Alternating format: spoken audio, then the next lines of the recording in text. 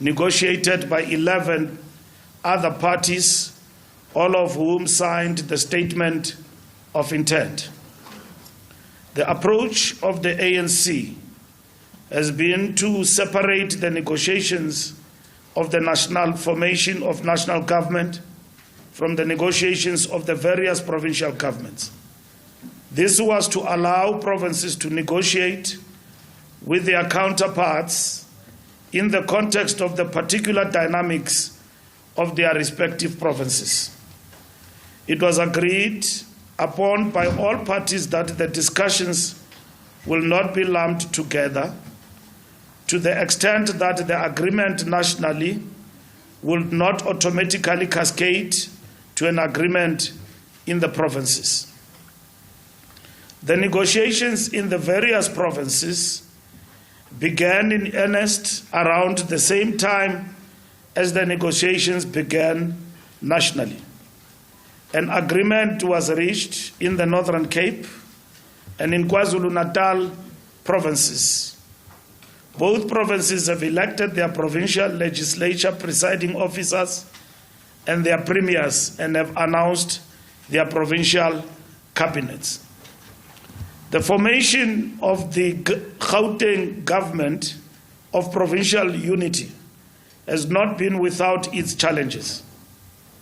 The process followed in Gauteng was determined by the provincial leadership of the ANC in consultation with the national leadership and guided by the national leadership of the ANC in terms of the strategic framework the National Executive Committee of the African National Congress have adopted. So Gauteng, as much as it was given a leeway to do what it wants, but it did not become a federation. It was guided and is still guided by the strategic framework that was adopted by the National Executive Committee. The process followed in Gauteng was determined, like we said, by the provincial leadership in consultation by national, in implementing and guided by the national strategic framework of the ANC. Since the ANC is the largest party in that provincial legislature, we did not lead the processes of establishment of government in the province of KwaZulu-Natal as we expected the political party that have emerged to actually galvanize and engage with all political parties. So the second largest political party in KZN is the IFP, and they invited us and we duly agreed with them to form a government in KwaZulu-Natal. The ANC invited political parties with representation in the Gauteng provincial legislature to negotiate and establish a government of provincial unity. The negotiations in Gauteng have been protracted and have not produced an outcome as yet due to a number of factors. It is important to note that some progress has already been made. The election of the Speaker, the Deputy Speaker of the Gauteng Provincial Legislature and the Premier of Gauteng on the 14th of June are an outcome of the negotiated agreement between these provincial layers of leadership. What is now in dispute are the modalities of constituting the provincial government and the provincial cabinet. As part of this intervention process, it was agreed that the Secretary General of the ANC will lead an effort to reach out to the Democratic Alliance nationally, national leadership to discuss an approach to resolving the impasse which arose between the provincial leaderships of could not reach an agreement on how to constitute government and the provincial legislature on their own. The ANC confirms that we had an extensive government and the provincial legislature on their own. The ANC confirms that we had an extensive engagement yesterday with the Democratic Alliance.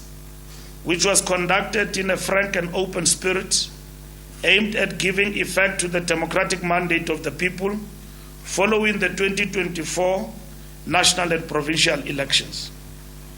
We have acknowledged the constructive manner in which our respective structures in Gauteng have engaged, and in which this engagement contributed to the election by the Gauteng legislature of a Premier Speaker and Deputy Speaker.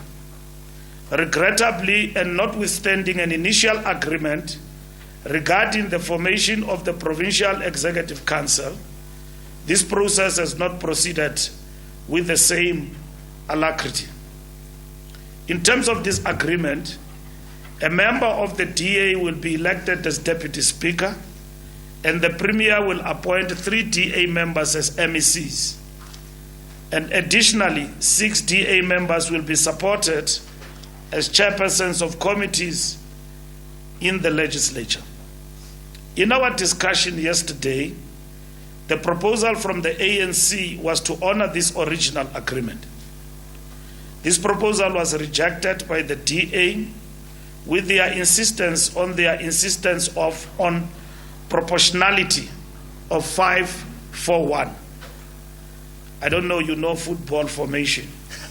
So this is an important formation. 5-4-1. Sundowns.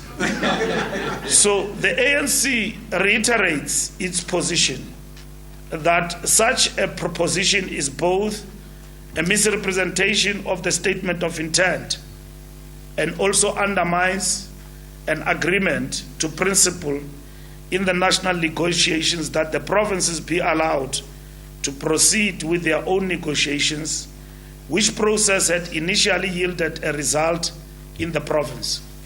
Now, the statement of intent, paragraph 16 and 17 and 21, referred to by Madam Zille, have been a public document, and it was made public right from the onset. So we have not been negotiating in secret. So we can refer to that document like a Bible, all of us, because we have been exposed to the contents of that document in terms of what we have agreed as an intent to form national government working together. The ANC reiterates its position that such a proposition of 541 is both a misrepresentation of the statement of intent and also undermines an agreed principle in the national negotiations that the provinces be allowed to proceed with their own negotiations, which process had initially yielded a result in the province. The changes proposed by the DA are not in good faith, as they seek to change the agreements that were reached at the provincial level. Furthermore, notwithstanding the fact that at the point of deadlock, the ANC delegation indicated it had to consult with its principals. Now, yesterday in our discussion, we allowed our provinces, led by Panyaza, our chairperson, and supported at national level in the negotiating team by Pakstau, Ino Kodongwana, and David Makura to engage with the DA. The DA was led by Helen Zille, who said she's part of the Gauteng caucus. So I don't know the structures of DA out there, and we are not here to question the prerogatives of other organizations. How the DA operates, how it works, we must respect their own operations. So she was part of the delegation, which engaged with our comrades on the other side, together with Solim Simang, Natasha, as well as Fred Nell from the DA leadership in Gauteng. And then when they deadlocked, because they were discussing this deadlock in relation to the modalities of the formation of cabinet in the province, then they deferred to national leadership. In our case, that national leadership and political principal is myself and the negotiating team. The DSG and other officials And then last night at 7 o'clock, we reported to the national officials, which are led by the president of the ANC, Comrade Cyril Ramaphosa. So that is political principles. I don't know on the side of the DA what political principle will be.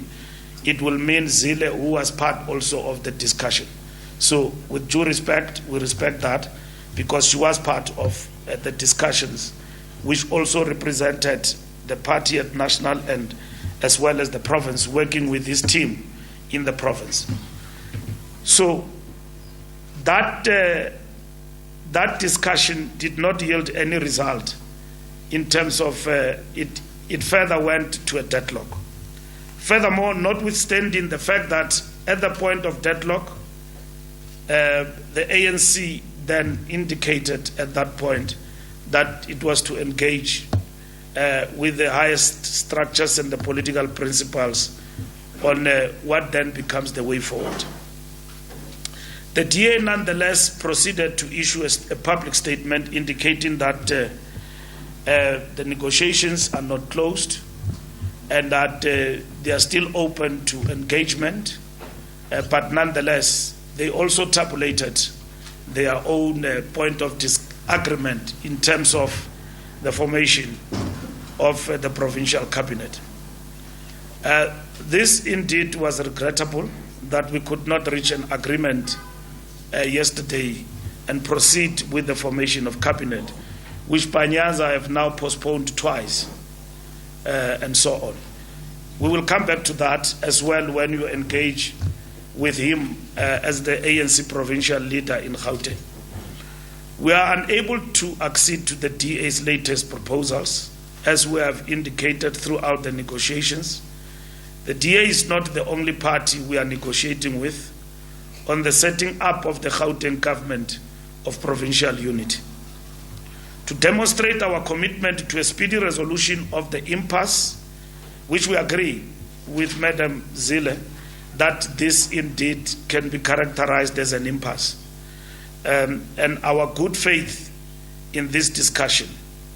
We wrote a letter to the DA this morning to ask that we return to the negotiation table and not declare a deadlock. The ANC reiterates our firmly held conviction that the task of setting up government in the economic heartland of our country is both urgent and overdue.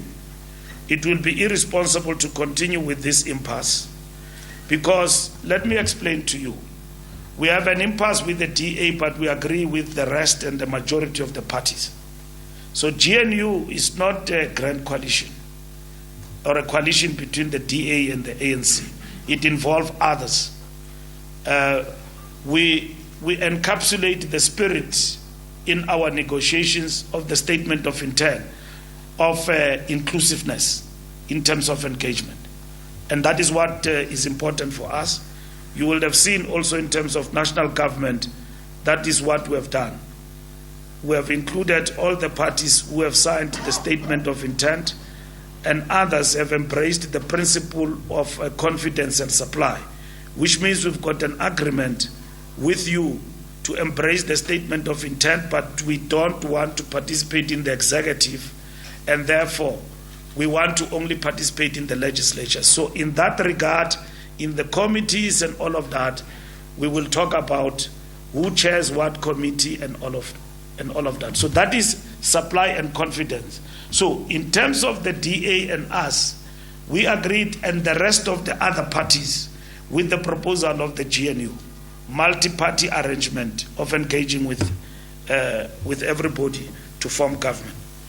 The ANC reiterates firmly our held conviction that the task of setting up government in Gauteng is both overdue, and it will be irresponsible to continue with this impasse, meaning we don't have the luxury of an impasse.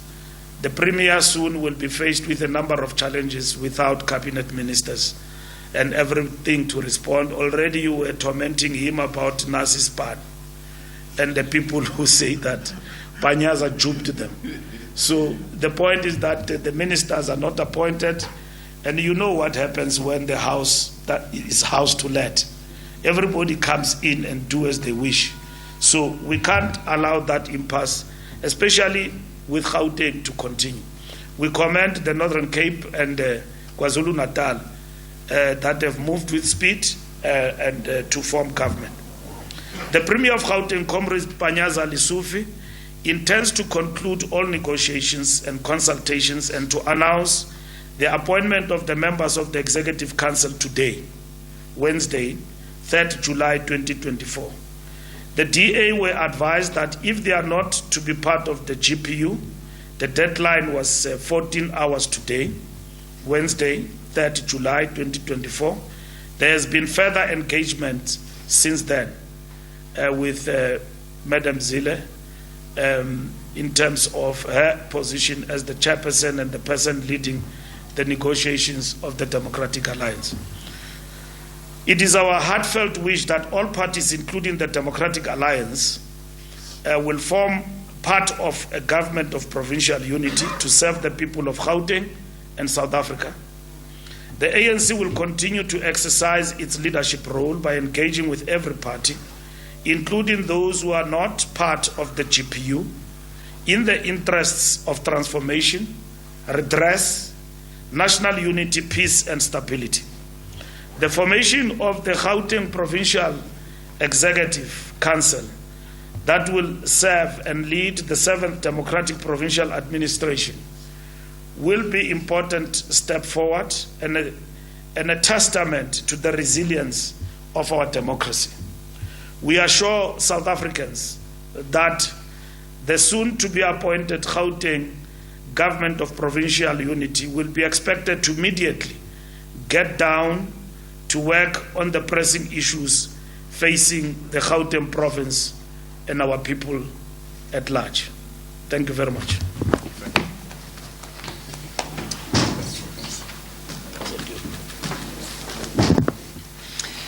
Thank you very much to the Secretary General. I think the statement was fairly straightforward. I'm not sure, Comrade Panyaza, do you want to add anything or you will wait for taking questions? Okay, we will start with one round of questions. May you please introduce yourself and from which media house you are, and then pose your question. I'm going to start on the right. You should remember your number 1, the lady with the white. Number 2 next to her. Number 3 at the back. Number 4. Number 5 with the blue. Number 6 in front, the gentleman with the black hat. Okay, so we've got the first 6. Number 1, introduce yourself and then your question. What we will do is have all of the questions and then they will respond and then we'll have the next round of questions. Over to you. Thank you, Lisa Gatabo from the Sunday Times. Nobody, you talk about Madam Zille engaging you after the 2 p.m. deadline. What has been the engagement around, and is there hope that by the time the Premier announces his cabinet or his executive rather, that you will have reached a deal? Has it been positive is what I'm trying to ask? Thank you. Okay, thank you very much. Number 2. Thank you very much for the invitation. My name is Mwande. I work for the Sunday World. SG, as a starting point, there's been a lot of talk about your role in this particular aspect of the GPU, a whole lot of allegations about how you frustrated the process. How true are those allegations? And also further to that, there are allegations that your interference, it's not me, it's the allegations that are out there, that it has something to do with the upcoming, with the next ANC conference, and that you see this particular province as a challenge to that particular campaign. That's number 1. I need to understand you just be clearer. When you say interference, where? Province? Yes. Frustrated what? Province? Yes. Which province? ANC? Yes. Okay, just go deeper. No.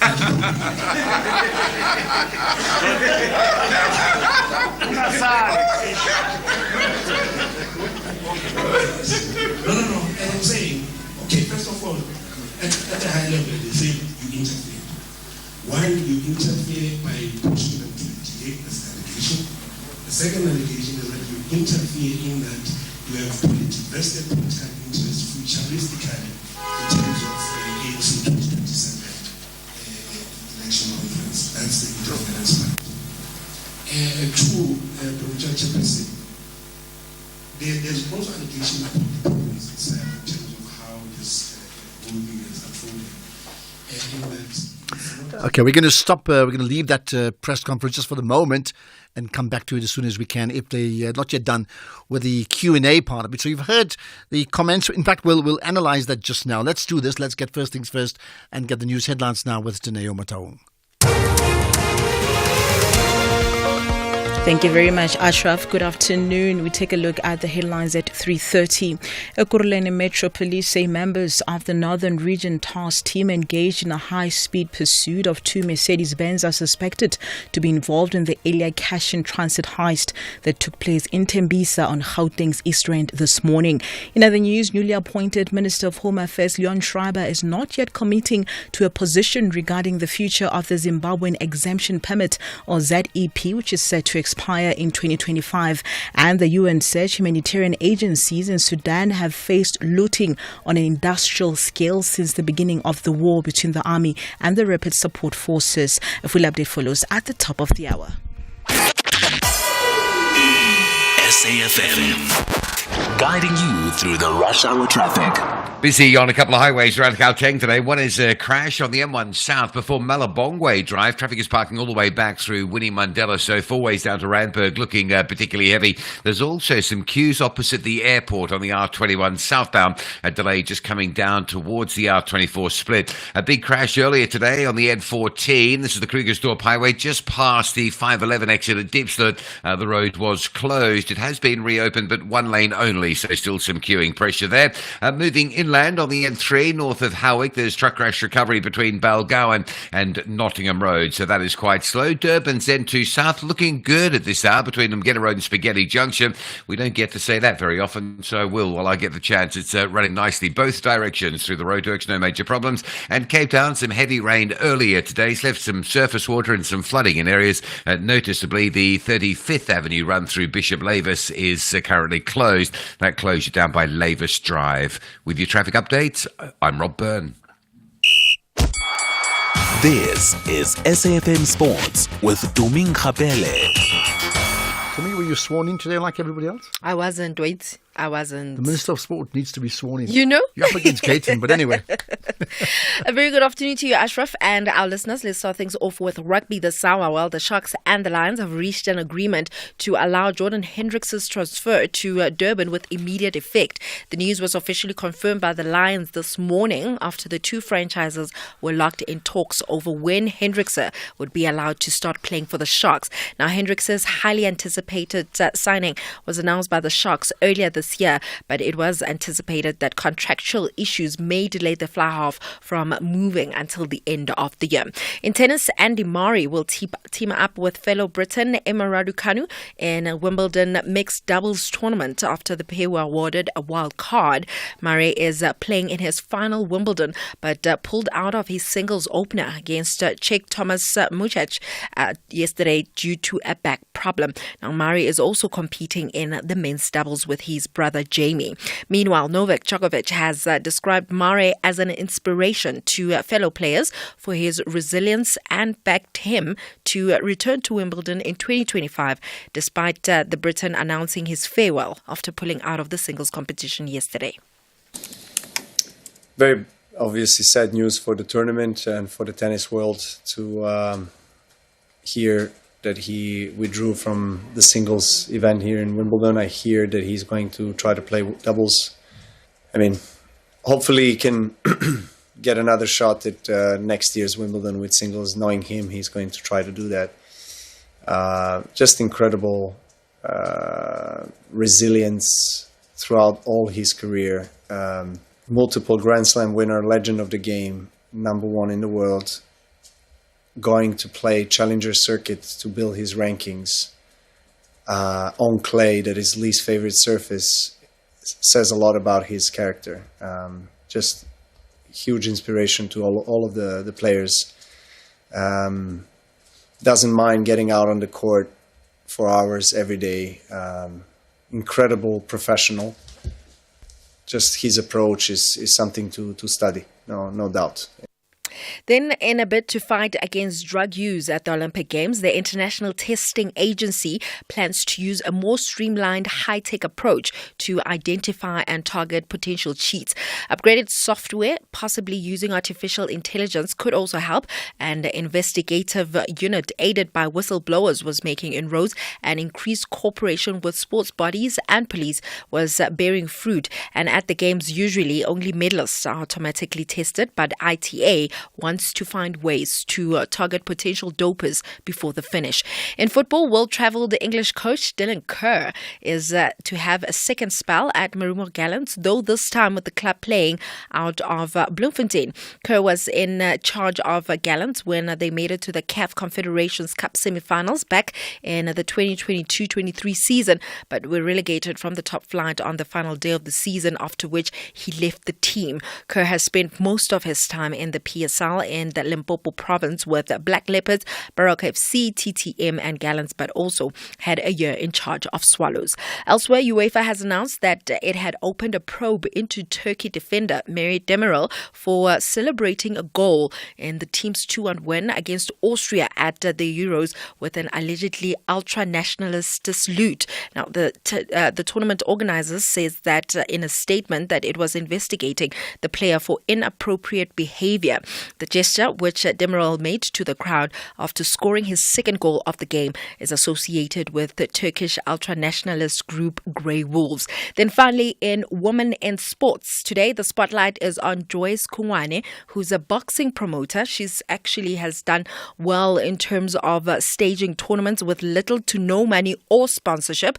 She's known for staging big tournaments and attracting big names, and has staged her first boxing tournament this year so far. But usually around this time of the year, she would have at least staged 3 tournaments. However, she says that the uncertainty of boxing earlier this year and the lack of funding has resulted in this.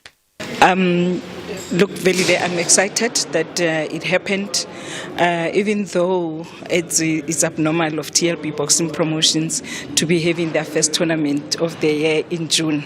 Normally, I would be on 3rd, if not 2nd.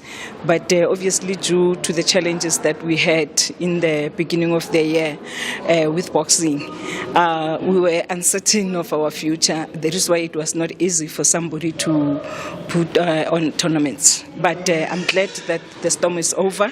We are here today. We were commemorating our youth, and TLB Boxing Promotion, we added a spice to say no to drugs. I absolutely salute her. She's from the Northwest, and she's literally given her all to trying to fight poverty through teaching youngsters boxing. Well, that's fantastic, because I think that is so important, isn't it? Yeah, absolutely. We've had this issue of Jacques Freitag yesterday. Found that he was killed, but he's been down and out for a few years, and we covered it yesterday. There's this global long jumper, high jumper, in fact, and when you're not looked after, how things just change. Absolutely. Okay, more in an hour from you. Absolutely. Right, perfect. There we are.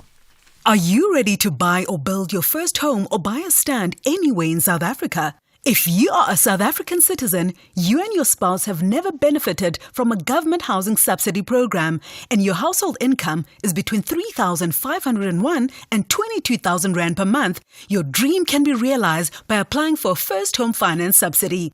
To apply, just log into the First Home Finance application online portal at firsthomefinance.co.za or call a call center agent on 010-085-2199 to assist you for free with completing your First Home Finance online application.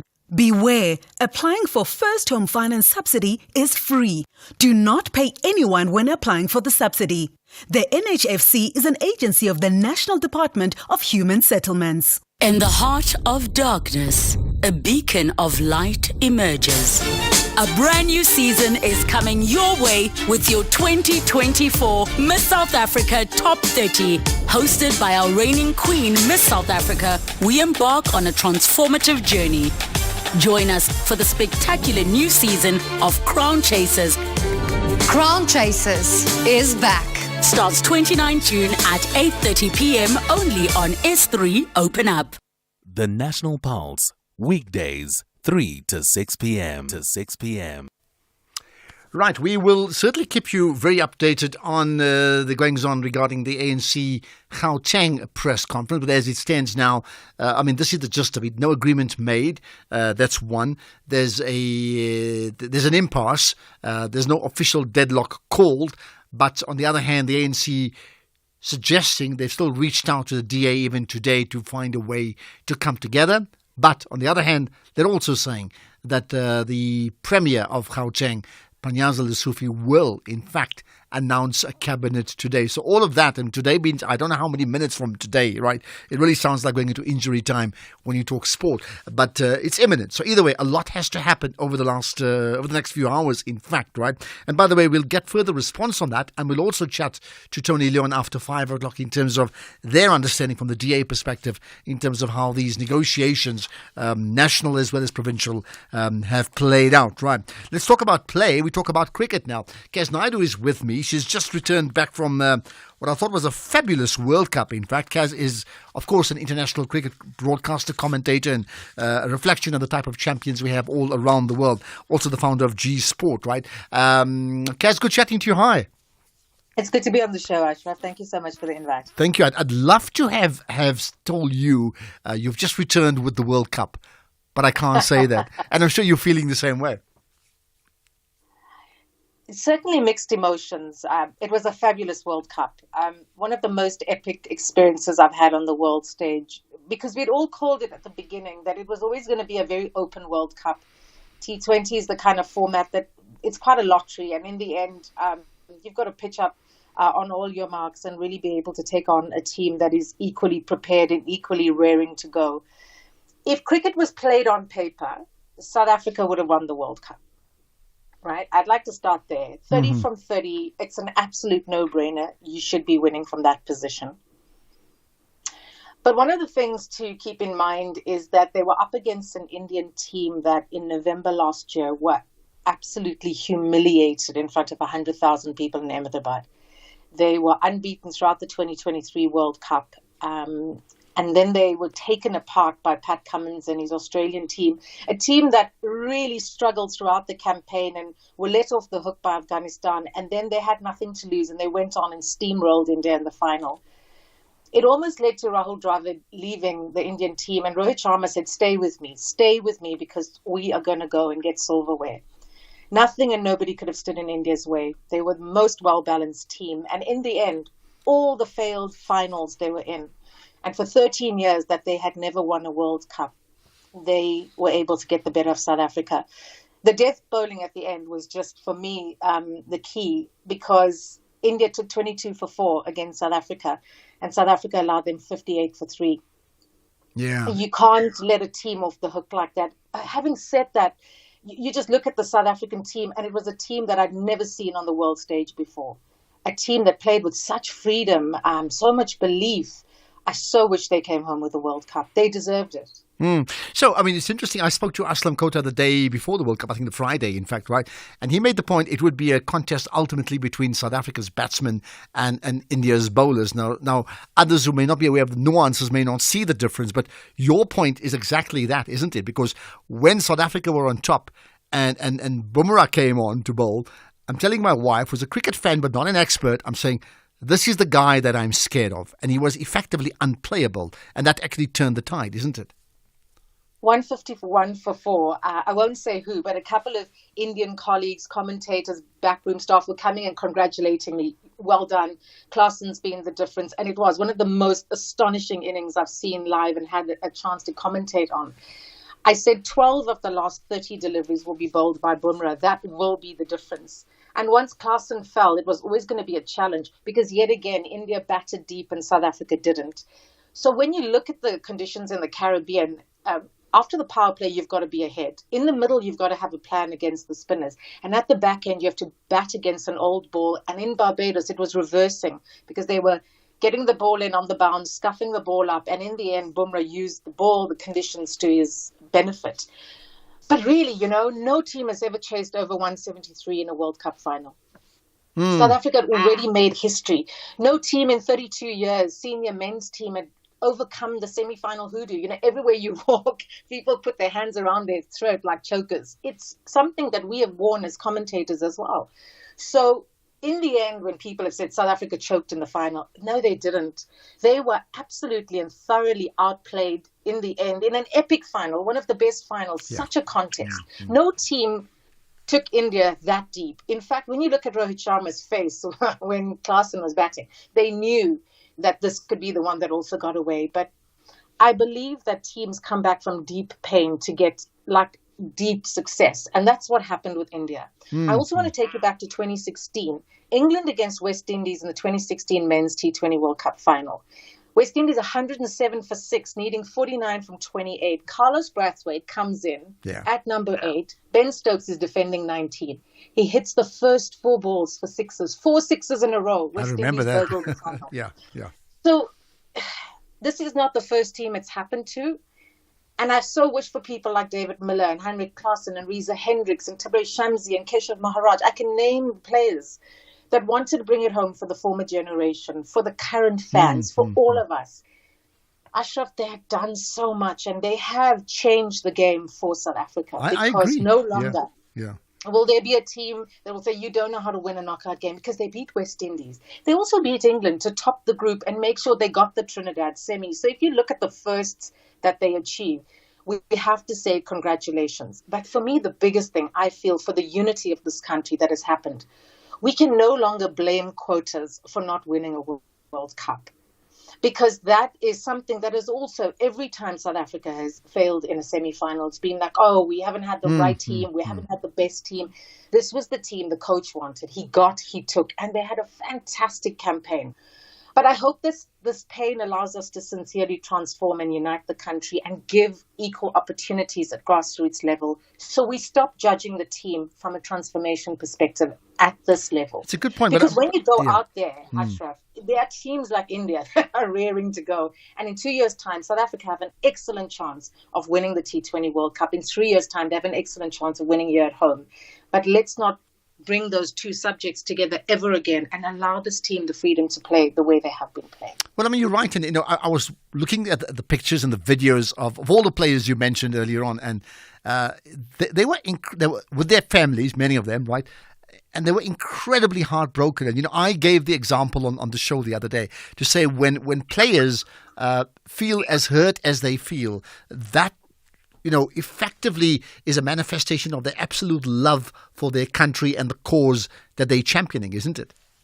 Oh, it's absolutely spot on. And I felt for this team because, they were 12 for 3 against the Dutch, our hoodoo team in world cricket.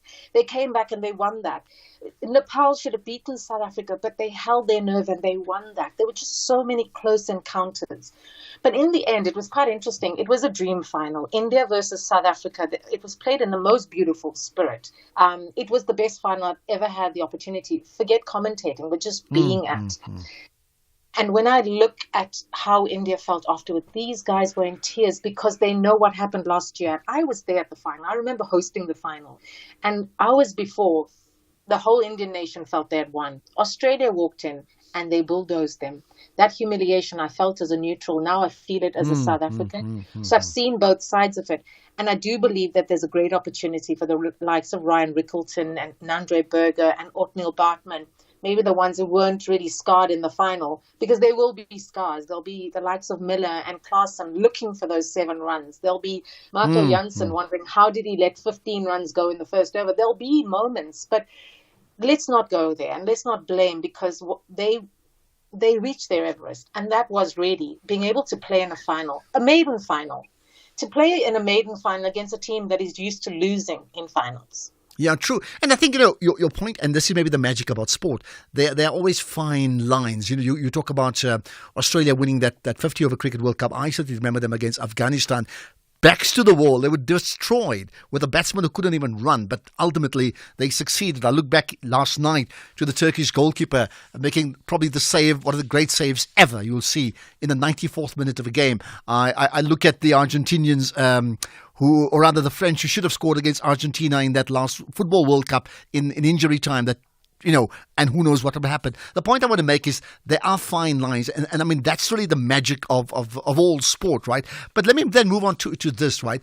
How do we build on from this? Because what I am saying to you is this: as good as we are, as good as India or somebody else, it's always only going to be one team that wins. There's no divine right to win a World Cup. So for one winner, there's like 10 losers or 12 losers, right? Where then do we go from here in terms of building, not just winning one World Cup, but to create the type of dynasty, if I can call it that we actually had around the late 90s and up to around 2010? A colleague of mine said, listen, mate, you've got to lose a final to win one, which I thought was comforting words, because you can't know what it's like until you get into the ring. And for the first time, we're in the ring. And it'll be great to hear from the players themselves once they feel like they've healed enough to share these insights of what it's like to play in a final and to be that close to silverware.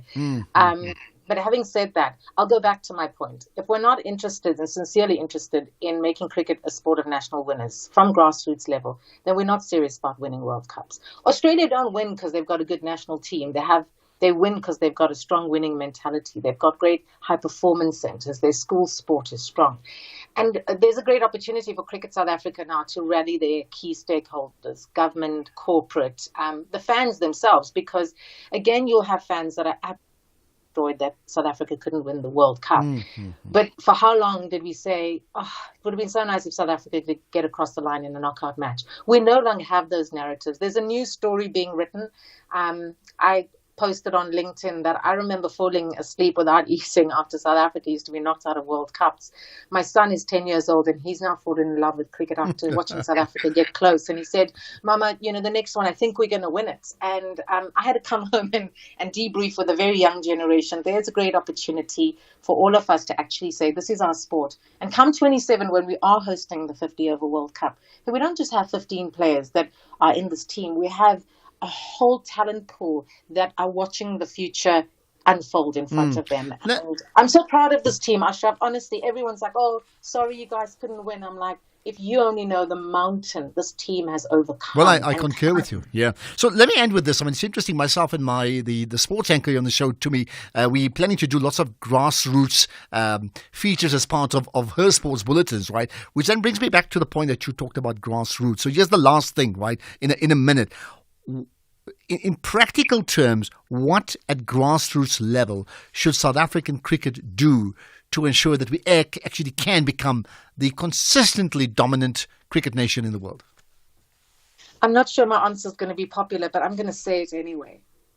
We've got to be sincere. It's the coaches, the administrators, that we've got to look past our prejudices and be able to see everyone as the same. And unless we do that, all the facilities and all the structures will not change it. We've got to change as individuals. 30 years of freedom, it's time to make a change. And that's where we have a time to make a change, and maybe for a change, win a World Cup. Kaz, I appreciate your time. I tell you what, I'd love to have a chat with you some other time about the goings-on of a cricket commentator at the World Cup beat, because I think that alone is a fascinating conversation that needs to be had. Kaz Naidoo, cricket commentator, founder of G Sport for Girls. The National Pulse. Do you see 9 days without water as a crisis, or is it just a nuisance? It's definitely a crisis. I mean, you can't take a shower, personal hygiene is at risk, you've got elderly people. Thankfully, the residents have sort of clubbed together and we had generous donations of some people sharing water trucks and boreholes. Otherwise, people just wouldn't survive. I mean, think about 9 days without a drop of water. It's absolutely catastrophic. Now, I do understand it is widespread. Do you know how widespread it is? Yes, so we've actually got letters of support for this protest from Craig Park area. We've got people from Melville. We've got people from certain area parts of Greenside. Some people have been intermittent, but there's a lot of people in these areas who also had no water for 9 days. Doreen Tell, a resident of Amarensha in Johannesburg. The National Pulse, weekdays, 3 to 6 p.m. You're listening to the National Pulse on SAFM. Right, I know I need to take your calls. We'll take your WhatsApp messages on a range of issues, including the ANC accounting, media briefing, and also that conversation with Kaz Naidu, a really fascinating one at that, right? To call in, as always, 086 000 2032, SMSs, rather WhatsApp voice notes or text 0614 104 107. And if you are tweeting on that X platform, just, the National Pulse is the hashtag you should use, as well as on Facebook. But give us a shout out. Tell us who you are. And I'll give you a shout out as well if I find you. Absolutely right. Okay, let's get to another issue that's important on the African continent. The African Union Commission embarks on the post-Malabo consultations roadmap. The African parliamentarians are currently meeting in Accra in Ghana to discuss their involvement in agriculture post-Malabo processes. And they plan for the next agriculture framework. What does all that mean? How significant is it? Let's talk to Nima Lugaringa, who's a Tanzanian MP. Appreciate your time, Nima. Thanks for joining us. Thank you very much. My name is Nema Lugangira. I'm a member of parliament in Tanzania. And the African Food Systems Parliamentary Network, we've met here in Accra, basically to review and discuss the post-Malabo agenda. Okay, explain what would the post-Malabo agenda mean? Basically, as African MPs, we feel that it's very critical for us as parliamentarians to strengthen our role towards driving accountability to achieve, agri-food transformation in Africa. And we believe that through the Africa Food Systems Parliamentary Network, we're going to be able to do just that, as well as making sure that we can have peer learning between our respective countries, as well as advocate for true agriculture food systems transformation, addressing things like our import bill. Why is Africa spending huge amounts of money importing from outside of Africa while we can be trading within Africa? Addressing things like, inputs, the agriculture inputs. These are things like seeds, fertilizer and pesticide. Why is that coming out of Africa and not within Africa? Things that can make Africa stand on its own. Well, perhaps you may want to answer that question. Why is it coming out of Africa and not in Africa? Those are the things that we want to be able, as members of parliament, to address, and members of parliament to be more, to participate more on the comprehensive Africa Agricultural Development Program, the CADEP program under the Africa Union. And we're grateful for the support of the Africa Union, AGRA, and the likes in putting together and supporting the African Food Systems Parliamentary Network. So we are hoping that in the next 10-year CADEP plan, which the Africa Union aims for it to be from 2026 to 2036, our input as parliamentarians is also going to be that. So we're going to shape the next 10 years of the agriculture transformation in Africa. And in terms of this coming together of this grouping, I mean, it's always very complex when we talk about multilateral relationships as part of a continent, as part of different countries coming together. How complex is that then to develop can I call it a workable, practical policy? It is very much practical because, as African countries, we depend on each other. One country can be a producer of, let's say, maize, while another country is a producer of wheat. So we can get that comparative advantage between countries and to see how best that we can work together. And, we have the Africa Free Trade also going on. So there are different ways in which we can work on that. But as parliamentarians, as we're the ones who create the legislations and pass the legislations in our respective country, but also have the oversight role over government and budgeting. So we feel that we can play a critical role in balancing these different moving blocks to ensure that we do actually achieve the intended results. And I mean, part of those intended results, particularly around agriculture and say the issues of food security, is to provide the necessary foods for regions within Africa, the entire African continent. And the second part of that is also to be able to export at a profit to ensure that those countries from whence they come from are able to grow and sustain profitably. I mean, how complex is that to turn those paradigms around?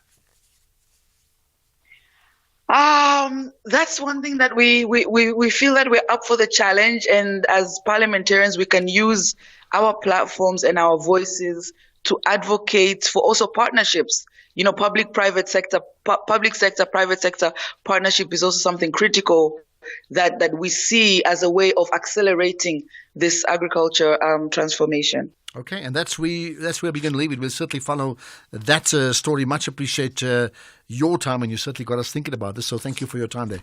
Indeed. Thank you. Thank you so much. Thank you. Have a good day. Thank you. Well, there we are. So, well, I'll tell you what, lots to consider from that conversation with the Tanzanian MP, that's Nima Lugaringa. Perhaps you may want to comment on that, issues of agriculture and crops and the meeting in Accra in Ghana in particular. Right, let's get to the news now. It's 4 o'clock. Developments clearly going on the provincial / national scale with regards to the cabinet, certainly in Gauteng. Let's get the news with Daneo.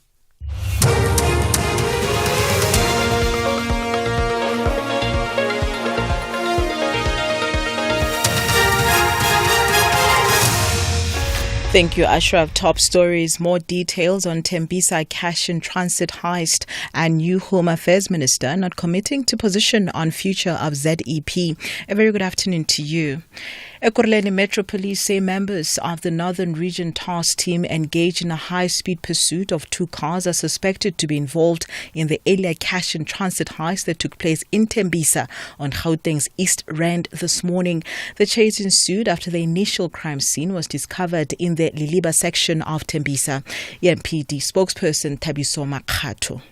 One was found parked in a garage house in Ghana Street, Welamlambo in Tembisa, and the other white Mercedes-Benz was left abandoned on the side of the road and found with a Glock 9mm pistol with ammunition and 1 magazine. Suspects fled the scene and members are still on a manhunt looking for them. The Weather Service has issued a level 2 warning of disruptive rains and strong winds across the Western Cape. Spokesperson for the City of Cape Town's Disaster Risk Management Centre, Sonika Lategan, says teams have been placed on high alert. She says while much of the city has experienced steady rainfall since the early hours of the morning, no significant impact has been reported. She says thunderstorms have also been forecast and moderate rainfall over the weekend. We remind residents to please ensure to clear out drainage systems, raise the floor level of a structure so that it is higher than the natural ground level, to raise furniture and bricks to clear from the floor to limit water damage, make sandbags, dig trenches around the house to divert water away from the house, to waterproof their roofs, to clear gutters and remove dead tree branches, and also to report blocked drains, intakes and illegal dumping, as illegal dumping in the stormwater canals and sewers make flooding worse. In other news, the newly appointed Minister of Home Affairs, Leon Schreiber, is not yet committing to a position regarding the future of the Zimbabwean Exemption Permit, or ZEP, which is set to expire in 2025. This follows a recent Constitutional Court order which dismissed his predecessor's bid to appeal the Gauteng High Court ruling that invalidated the decision to terminate the ZEP. The ZEP, which is set to expire in November 2025, allows approximately 178,000 Zimbabweans to live, work and study in South Africa lawfully. The Apex Court ruling, which places the future of the ZEP now squarely in the hands of Schreiber, affirms that any decision about the permit must be preceded by a rational, constitutionally fair process. Schreiber says that the focus is on getting it right. It's broader than just one permit, because this is going to affect how you handle immigration issues actually across the board. And so we're going to have to take some time, not rush into anything, because I think that's one of the issues that we saw in these court rulings, is that we need to go and consider really that we are acting rationally within the rule of law before we make any of those decisions. So there will be a lot of focus on getting this right. Meanwhile, the swearing-in ceremony of the executive has now been completed. Pieter Groenewald was on for the first time, one of the ministers who was sworn in earlier on today. He is the new Minister of Correctional Services. Ek, Petrus Johannes Groenewald, affirm that I will be faithful to the Republic of South Africa and will abide, respect and uphold the Constitution and all other law of the Republic. I undertake to hold my office as Minister with honour and dignity, to be a true and faithful counsellor, not divulge directly or indirectly in any secret matter entrusted to me, and to perform the functions of my office consciously and to the best of my ability. Ek bevestig. Lastly, the UN humanitarian agencies in Sudan have faced looting on an industrial scale since the beginning of the war between the army and the Rapid Support Forces, the RSF. A senior UN official, Toby Howard, told the BBC that hundreds of millions of dollars worth of aid had been lost. He said almost every town the RSF captured had been subjected to systematic looting, and he's called for action. There must be a process of accountability for those persons who are looting and stealing aid that is meant for vulnerable persons. It's a mix of appealing to their better nature as well as stressing very, very clearly that there must be ways to find people who are responsible for looting accountable. Recapping the top story this hour, Ekurhuleni Metro Police say members of the Northern Region Task Team engaged in high-speed pursuit of two cars are suspected to be involved in the earlier cash and transit heist that took place in Tembisa on Gauteng's East Rand this morning. Headlines at 4:30 for SAFM News. I'm Dino Motaung. And coming up in your sports this hour, Mamelodi Sundowns confirms parting ways with Rulani Mokwena and golf in the third round of Wimbledon. More details at 4:30. SAFM, guiding you through the rush hour traffic. It's a very heavy backlog on Joburg's N1 South today. A crash just before you get to Willie Mandela. I beg your pardon, it's just before you get to Malabongwe Drive. The Randburg exit traffic is parked back through Willie Mandela and back towards Ravodia Road. So effectively Sunning Hill to Randburg. It's pretty much a car park today. There's also some real pressure on Willie Mandela coming from Bryanston trying to on-ramp onto that N1 South congested route. Big crash earlier today on the N14 just past the 511 exit at Dipstead on your way to Lanseria and Krugersdorp. Highway was closed. It has been reopened, but there's still some queuing pressure at that scene. And a crash on the N1 North, link onto the N1 North. So if you're going up from the old Joburg Road and you want to split through Bruckfontein towards John Foster Drive, that's where the crash is inside Bruckfontein interchange, and it is quite slow. Cape Town, some heavy rains earlier today, left some flooding and surface water. One of the major routes that remain closed is 35th Avenue southbound towards the airport, closed through Bishop Lavis. Rob Byrne, SAFM Traffic. Do great solutions start with good conversation? SAFM, leading the conversations that move us. Real savings, real benefits. Here's what real clients say about OUTsurance. Hi, my name is Jackie. I'm 35 years old from Pretoria and I only pay 691 Rand for my 2022 Ford EcoSport with OUTsurance Comprehensive. What makes the best car insurer? The best price with awesome service, right? SMS out to 30754 to see if you can pay less, experience awesome service, and see for yourself why OUTsurance was voted best car insurer by many publications and best car, home, and business insurer at the News 24 Awards for the past 2 years. I'm not surprised they won all the awards because in my experience they are excellent. They walk the talk. They actually do what they say and they follow through on their promises. SMS out to 30754 and see for yourself. Experience awesome. Go to outsurance.co.za for a 10-minute quote that could save you thousands. Licensed insurer and FSP. T's and C's online. Can you flex your musical skills? Fuse together the traditional music beats and mix them with modern sounds. Listen up. If you are a Maskandi, Skatamia, Afrofusion, or Umbankanga artist, the brand new show, Ushuni Womhlaba, is looking for you. Auditions are coming to your city. Gauteng, 22 to 23 June, Wamaimai. Eastern Cape, 29 to 30 June, Lusikisiki Health Resource Center. Mpumalanga, 6 to 7 July, Emalahleni Civic Theatre. KZN, 13 to 14 July, The Playhouse Company. Auditions start at 8 a.m. Ushuni Womhlaba, proudly brought to you by SABC1. Zanzi, for sure.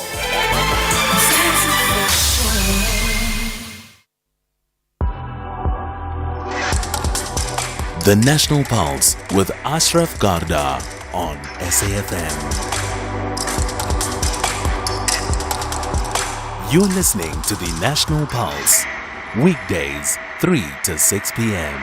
Tell you what, picking up from that SFM tagline, the conversations that move us, certainly what moves the National Pulse today. There's no question it's the big issue around the ANC and the DA, or what is not happening. Just a quick thought on that conversation with Kaz Naidu. Here's someone saying, love the interview with Kaz Naidu. She's so right. We all have to all think we are the same to build a culture. True for cricket, true for life. That's one. Put your name down so I've got it, so I can actually announce the name, right? Now, let me get back to where we are with regard to Gauteng. So the Premier of Gauteng, Manyaza Lesufi, has confirmed that he will announce his cabinet today. So there's a bit of a mixed message here because the press conference is still going on, right? Now, the DA was given an ultimatum to respond at 2 p.m. today. The presser from the ANC started at 3 p.m., remember? And the ANC has reiterated that it wants all parties to be part of the GPU, the Government of Provincial Unity. But should it not happen, they will go ahead. That means without all parties, in this case, specifically the DA. Then Fikile Mbalula, the Secretary General of the ANC, has made the point that, yes, he concedes what Helen Zille said. There's an impasse, but there's no official breakdown, if I can call it that. But having said that, there's also the issue about the announcement of the cabinet with or without the DA is imminent. Right.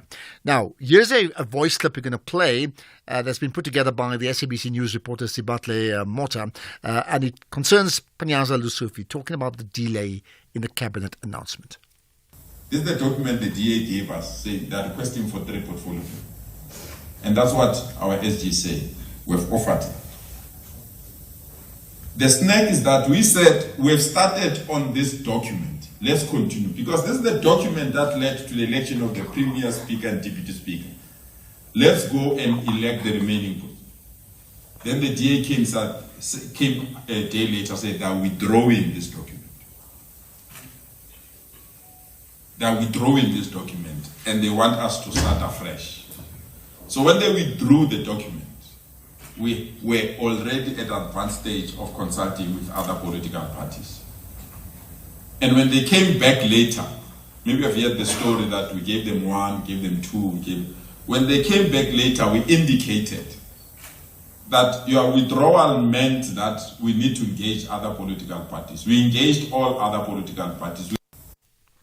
Right, so that's one. So when that will really happen, I don't know. What we'll do is we're going to get further response on this issue, but you certainly may want to comment about it, and you could well be an ANC member. In fact, you could be an ANC member, you could be a DA member. What do you make of what's been playing out on the national as well as on the provincial stage? Ultimately, with those two parties, that's the two parties that are having the biggest tugs of war that I've seen politically in a long time. Right, to engage on air, you can call in 086 000 2032, and then WhatsApp, you have the option of a voice note or a text message, 0614 104 107, and I will get to some of those voice notes pretty shortly around the swearing in as well as around the ANC DA talks as well. Right. Okay, let's move on to other things now, and two things that we picked up both in the city of Joburg. We'll come to the issue of Joburg water later. Remember, we spoke about it yesterday that I don't know whether I'm right. Maybe 30% of the suburbs in the city of Joburg, maybe 40% have been without water, not for a day, but for like a week, 8 days, 9 days. So we'll talk about that. In the meantime, here's another issue that is particularly important. Action SA, you may have heard about this, the prepaid meters that many people use so they avoid having to pay on account afterwards.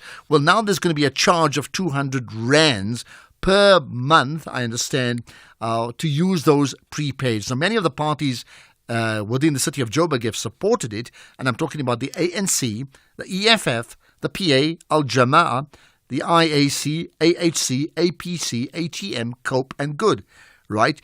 There's one significant party that opposed it, and that's Action SA. Let's get their thoughts, and where do we go next with something that I can tell you now, speaking from personal home experience, is infuriating many people. Nabutle Mtembu is with me, the Action SA's City of Joburg caucus leader. Appreciate your time. You're live on the National Pulse. Good afternoon to you and good afternoon to your listeners at home. Thank you for the invite. Thank you. Okay, I understand your party has opposed this move, right? But is it a done deal anyway? Look, it is a done deal. We did oppose the senseless charges when they were presented in council in April 2024 this year.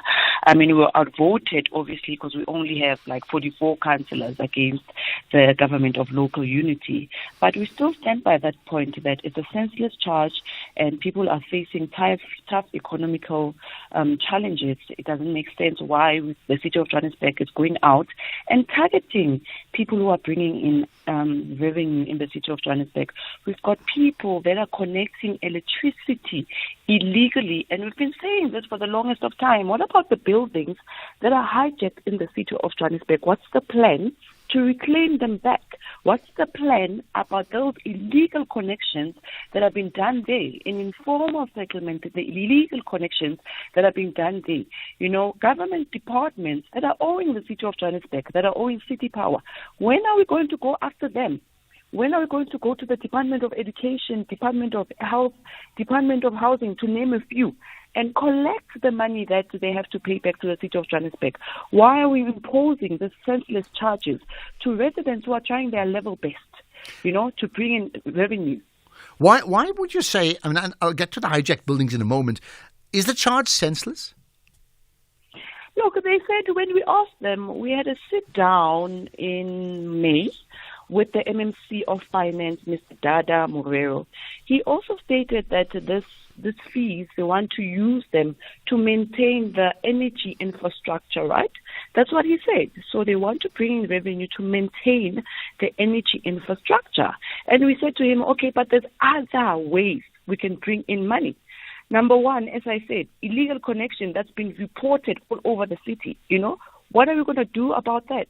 We've got departments in the city of Johannesburg that are supposed to help the city to bring in revenue. Town planning, that department is not functioning up to date. That's one department that helps the city to bring in revenue, right? The billing crisis we have in the city of Johannesburg. These are things we told the MMC of Finance. The billing crisis, people are not paying because you are sending out incorrect bills. So now that's why we said to him, then we won't support this. So we were vocal about this in council. Even our speech, we wrote a statement, released a statement. We did not support this because we feel there's other ways we can bring in revenue. And we can start with going to the provincial legislature and collecting the money that they owe the city of Johannesburg, city power to be specific. Okay, your point about, you know, hijacked buildings and others that are not paying electricity, I mean, I think is an important point. So, in fact, what they're going for is low-hanging fruits, isn't it? This is the easiest way to do it for people who would ordinarily pay. So, like, and now once they use their prepaid, since it gets chopped off immediately, they have no choice in the matter, isn't it? They would have to pay 200 to even buy 500. There's no choice. Yes, they have no choice. They'll have to pay that 200 rand, right? When you touch on the hijacking of buildings, remember, we are not getting any revenue right now out of those assets we have in the city of Johannesburg. So what we're proposing is that let's reclaim them back. When we reclaim them back, we turn them into student accommodation so the city can get revenue. We turn them into low-cost housing units so that the city can get revenue from those assets. But they're not interested. There's no political will. So what they are doing now is going after a resident who's paying every month for electricity and imposing a 200 rand extra fee in the tough economical times that we are all facing. Really? There's no other avenues that we can look at and seek. We really don't support that. Right, I understand. They were saying, like, this is, let's call it a management administrative fee that they are charging that has not been imposed on prepaid meters, which is imposed on people who actually pay on account. So those that pay cash upfront and are not carried for that period, they need to pay more. Does that make any sense to you? It doesn't, because they're contradicting themselves. What the MMC of Finance said and what City Power is saying, they're all saying different stories. So which one is which? Which one is which? Because they were telling us about maintaining the infrastructure, the energy infrastructure, you know. So they must get their story straight, because if they don't get their story straight, I, as the councillor in the city of Johannesburg, don't know which one is which, because their stories keep changing. How will the residents understand? That's why the residents are rejecting it, which means public participation was not also done properly. And I know there's also electricity hike just to go with it. So again, it's a huge problem. I understand it's not applicable to people who have earned above 6,000 rands a month, but even 6 or 7,000 doesn't make you wealthy. I mean, I'm sure it's incredibly tight. Here's the next thing. There's no question in the last few days already there has been huge opposition. I'm quite surprised there hasn't been the type of street protest we already see yesterday regarding no water in many parts of Johannesburg suburbs, right? Do you see that civic or civil mobilization by people against this? And do you actually see the chances of it being overturned sometime down the line? We are hoping it will be, because as Action SA Johannesburg Caucus, what we've embarked on is that a petition. So we're going to go down to the ground. We're going to go to the people, to the residents, and engage them and encourage them to sign that petition. So we are hoping to get as many signatures as possible. After that, we'll approach the MMC of Finance, the MMC of EIST, so that they can sit with the executive mayor and the executive and try to see if it's not possible to rescind this council resolution for this 200 rand heavy service fee. Okay. Anything else on that issue that you'd like to maybe share with us related to the issue of prepaid meters? Look, one thing I have to say is that as political leaders, we have to listen to the residents. We can't do as we please. We are there to represent the residents that voted us in. So I would like to remind the government of local unity that they need to represent the residents that voted them in. We have to listen to them at all times. Mm-hmm. That's where we leave it. Thank you for your time. That's Nabutle Mthembu, the Action SA's City of Joburg caucus leader. Their party, Action SA, opposing the 200 rand monthly charge to residents for using the prepaid meters. In fact, Joseph from Cape Town is saying, hi, Ashraf, the City of Cape Town is charging, I think you said charging, although you got there changing, I'm sure you mean charging, is charging us that levy for more than 2 years now. It's rather strange indeed. Right, I will take, if you have any thoughts on that 200 rand prepaid, I want to know about it. You can WhatsApp or you can call in directly. We'll take those calls as well. But let's talk about Joburg water. Many parts of Joburg, the suburbs, that is, right, without water for 9 days. It came back yesterday, but it's still not right again. I believe there's problems once again. We'll talk about that next. You're listening to the National Pulse on SAFM. Right, so I tell you what, I've tweeted about it. Day 1, day 2, day 3, day 4, day 5, day 6. I tweeted yesterday, which was day 8. I didn't do today. The water came back yesterday in my suburb for about a few hours. This morning, back to square one. No water at all. What is the issue with the city of Johannesburg, the city that's been built, you know, Africa's world-class city, right, with regards to what seems to be a basic human right, and that is to be able to receive water. Who's to blame for all of this? So on the line is Gugulethu Quma, who's Joburg Water's operations manager. Appreciate your time. You're live at the National Pulse. Good afternoon, and thank you, and good afternoon to your listener. Thank you. Right now, you've got some explaining to do. How can a city like Johannesburg, a metropolitan city, many suburbs in the city, not have water for as long as 9 days? What's the issue? Thank you so much. Yes, City of Johannesburg aspire to be a world-class city, and the water security is key to actually achieve that. City of Johannesburg is quite the biggest metro that we have, and you can imagine we've got over 12,000 kilometers of pipeline which delivers water from the respective reservoirs to the household, to the taps.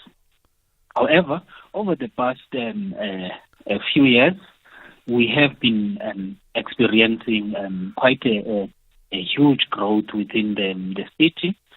For obvious reasons, opportunities of economic opportunities, and the demand on water supply, which is quite a constrained resource, has been increasing and continue to increase over the past years.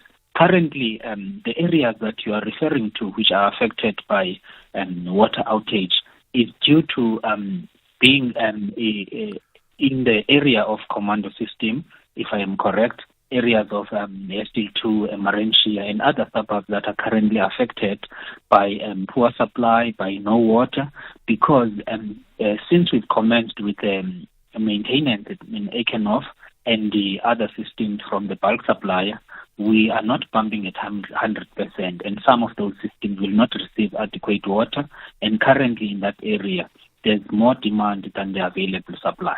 Okay, so when I heard about the maintenance issues, it was like, actually, that's a good thing. We need proactive maintenance that will prevent breakdowns like we've had with Eskom. So that's a good thing. But the plan was always there'll be sort of throttled water issues. They'll come and go intermittently. Nowhere did anybody sign up for the fact that you'll have no water for 9, 10, 12 days and say, like, you know what, tough luck. So, I mean, do you agree that this is not acceptable? Definitely, it is not acceptable. And the alternate water that is coming through stationary tankers and the roaming tankers does not, and is not necessarily nor intended to replace the water that comes through the taps. However, it's an interim relief so that we can be able to get through to the maintenance programs that are in place.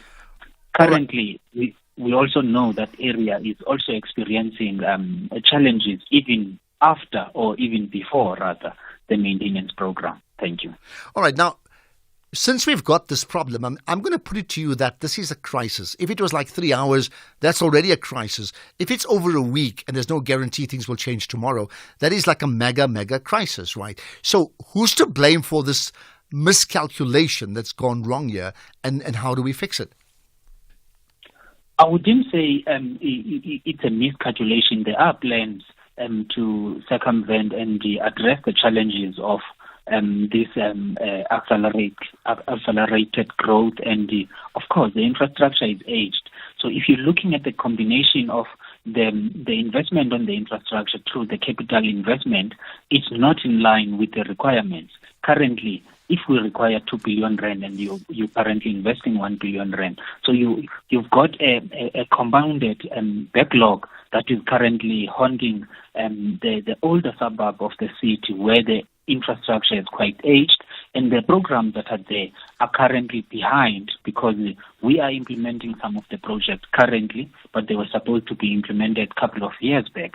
So there are programs, or rather there are plans to address the challenges that we have. But then the underinvestment on the infrastructure has been ongoing for a while, and it continues to be an ongoing concern, which means we need to address it through different mechanisms, public-private partnership, and all those mechanisms. All right, but what about the urgency? Because I mean, so yesterday, I understand the citizens or the residents of Melville as well as Marentia were out on the streets protesting, but I think the same happened in Robertsham as well. Maybe different water pumps, but I mean, bottom line, the same issues, right? So if they spoke to you to tell you that there's no water in my community for 8 or 9 days, what would you be telling them directly? We've currently done everything that is possible. Yesterday, we've managed to restore supply. But remember, when we are restoring that the supply to the areas that we are talking about, we are actually taking water from another area. And it's becoming now a compounded issue where now the outages are prolonged to other suburbs because now we need to close certain areas so that we can divert water. But with the current network configuration, we are doing everything we can to prioritize and bring water to Marentia and the surrounding suburbs. But it comes at a cost where now all the entire system becomes unstable. So I hear you. So basically, let's call it this, you're stealing from somebody else or borrowing from another place, and they're going to have a problem, right? So I'm going to put it to you again that this then has got to be a serious miscalculation, and somebody has to take the rap for it. Definitely, the city and Johannesburg Water needs to take that, I will put it this way, need to take the blame because now the current infrastructure is not ready to deliver the water that is at the world-class standard. And the systems are constrained due to all those underinvestment and all those aging infrastructure that hasn't been rehabilitated on time. So, City of Joburg Water, give me a name. Who's the person ultimately in charge? Is it yourself? Is it somebody else? Because we're going through a position in terms of the national politics as well, that people are really angry with the lack of service delivery. So here's another example of it. So if they're to blame, as you've already admitted, then what happens next to those who are wrong? I'm unable to put the name, but I can be able to say City of Johannesburg is an institution. Whether there is a mayor, there is a city manager, there is executives that need to be held accountable. But they can change time, they can come and go. Also in Johannesburg Water is an institution that is meant to provide water and sanitation services throughout the city. So the Joburg Water is an institution. However, the executive and the officials within this institution, they can change at any given time. Okay. And thank you. Lastly, how long is this going to continue? Because you said you're borrowing from other regions, so there was a bit of water overnight. But I understood, I've been seeing on some groups now, that water is trickled down again. So it's almost like an extended load shedding of water, right? That's not going to change. So how long before we get to a situation of normality in those regions? The maintenance program for Ekenhof is expected to remain in force until the 12th of July, which is we still have a week and a half to continue before the completion of that exercise. Then Ekenhof will be pumping at 100%, and once we pump at 100%, we have saturation on the system. We'll be able to augment the affected areas through the zones, through the other districts that we are borrowing water from. But right now we are borrowing water from other constrained systems, which now end up extending the outage. So 12th of July, 11 days, or like just about 10 days or so from now, just under, in fact. Just lastly, would you like to, issue an apology, because we don't see that from your side to the residents? Definitely. All the challenges and the affected customers, it is regrettable, and us as Johannesburg Water would like to extend the apology to all the affected customers, knowing that water is a basic human right, and we're not trying to substitute the basic human right through the water tankers, through the stationary tankers and roaming tankers, but we are trying to provide relief while we are working on this. Would you also then concede to say to the residents, sorry, we messed up? Yes, sorry. We are trying to address the challenges that have been ongoing through the infrastructure, and infrastructure needs to be taken care of, and investment needs to come into the infrastructure so that we can address the challenges of today. And that's where we can leave it. Joburg's world-class African city is giving us, what is it, the skriks, honestly speaking. Gugulethu Kuma, thank you for your time. Joburg Water's operations manager. We need to get the mayor on board. I think it's that important. But other regions as well with water issues. Let's get to the news headlines now. Just gone 4:30 with Dineo. Thank you very much, Ashraf. Good afternoon. Let's take a look at the headlines at 4:30. ANC Secretary General Fikile Mbalula says Gauteng Premier Panyaza Lesufi will announce his provincial cabinet today after the announcement was postponed twice due to a deadlock with the DA. In other news, the newly appointed Correctional Services Minister and FF Plus leader Peter Groenewald says his priority is to improve South African prisons. Groenewald was sworn in today, and the Weather Service has issued a level 2 warning of disruptive rains and strong winds across the Western Cape. A full update follows at the top of the hour. SAFM, guiding you through the rush hour traffic. It's a heavy backlog on the M1 south towards Randburg today. You might want to consider an alternative route to avoid it. A crash before Malabongwe, traffic all the way back into Buccleuch interchange territory. So very heavy through Woodmead, Sunninghill, down through Fourways on your way. Sort of car parking inching along through to Randburg. Rivonia Road, William Mandela, those big approaches to the highway are jamming up to try and get in. Those on-ramps are very busy. So very heavy delays across northern parts. And of course, motorists are scrambling and backing up alternative routes as well. Before you get there, there's also a crash coming out of Sandton on Winnie Mandela up by Peter Place in the Hurlingham area. So heading out of Sandton up towards Bryanston, that's quite a heavy backlog as well. N1 through Midrand, always worth getting the latest there at rush hour these days. It just queues through Buccleuch up towards Samrand Road, and it's that sort of feel about it today. And once you get past Samrand, you're pretty much into the traffic again, queuing up through Old Joburg Road into a crash at Brockfontein interchange. Big delays on the N14 at Diepsloot, that is Lanseria, Krugersdorp bound,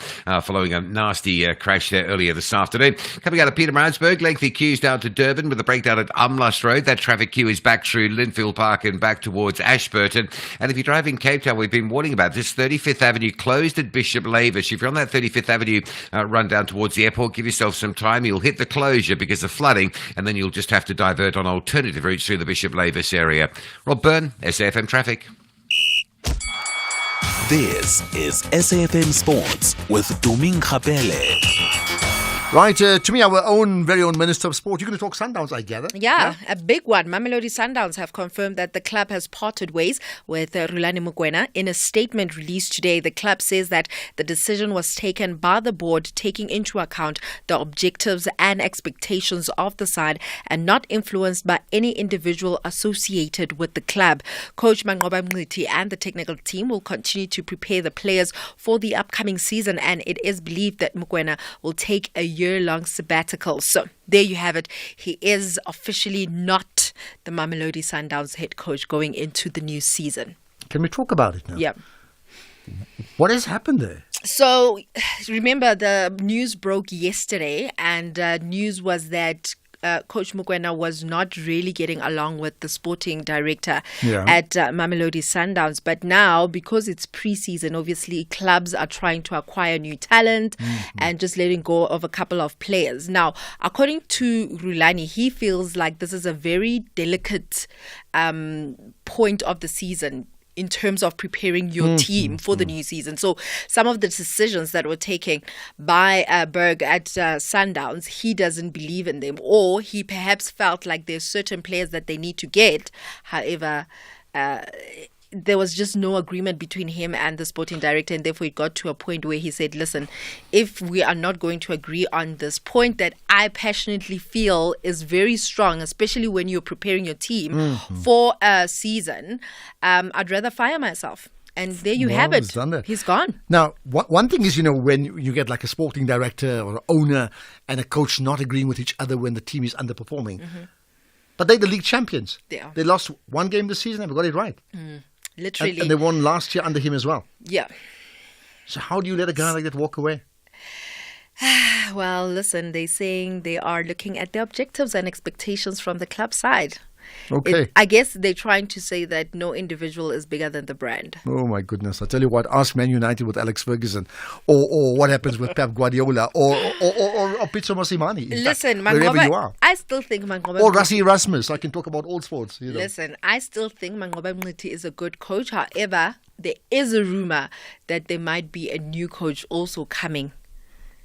I wonder who it is. And I wonder where's the former Sundowns coach going to go to?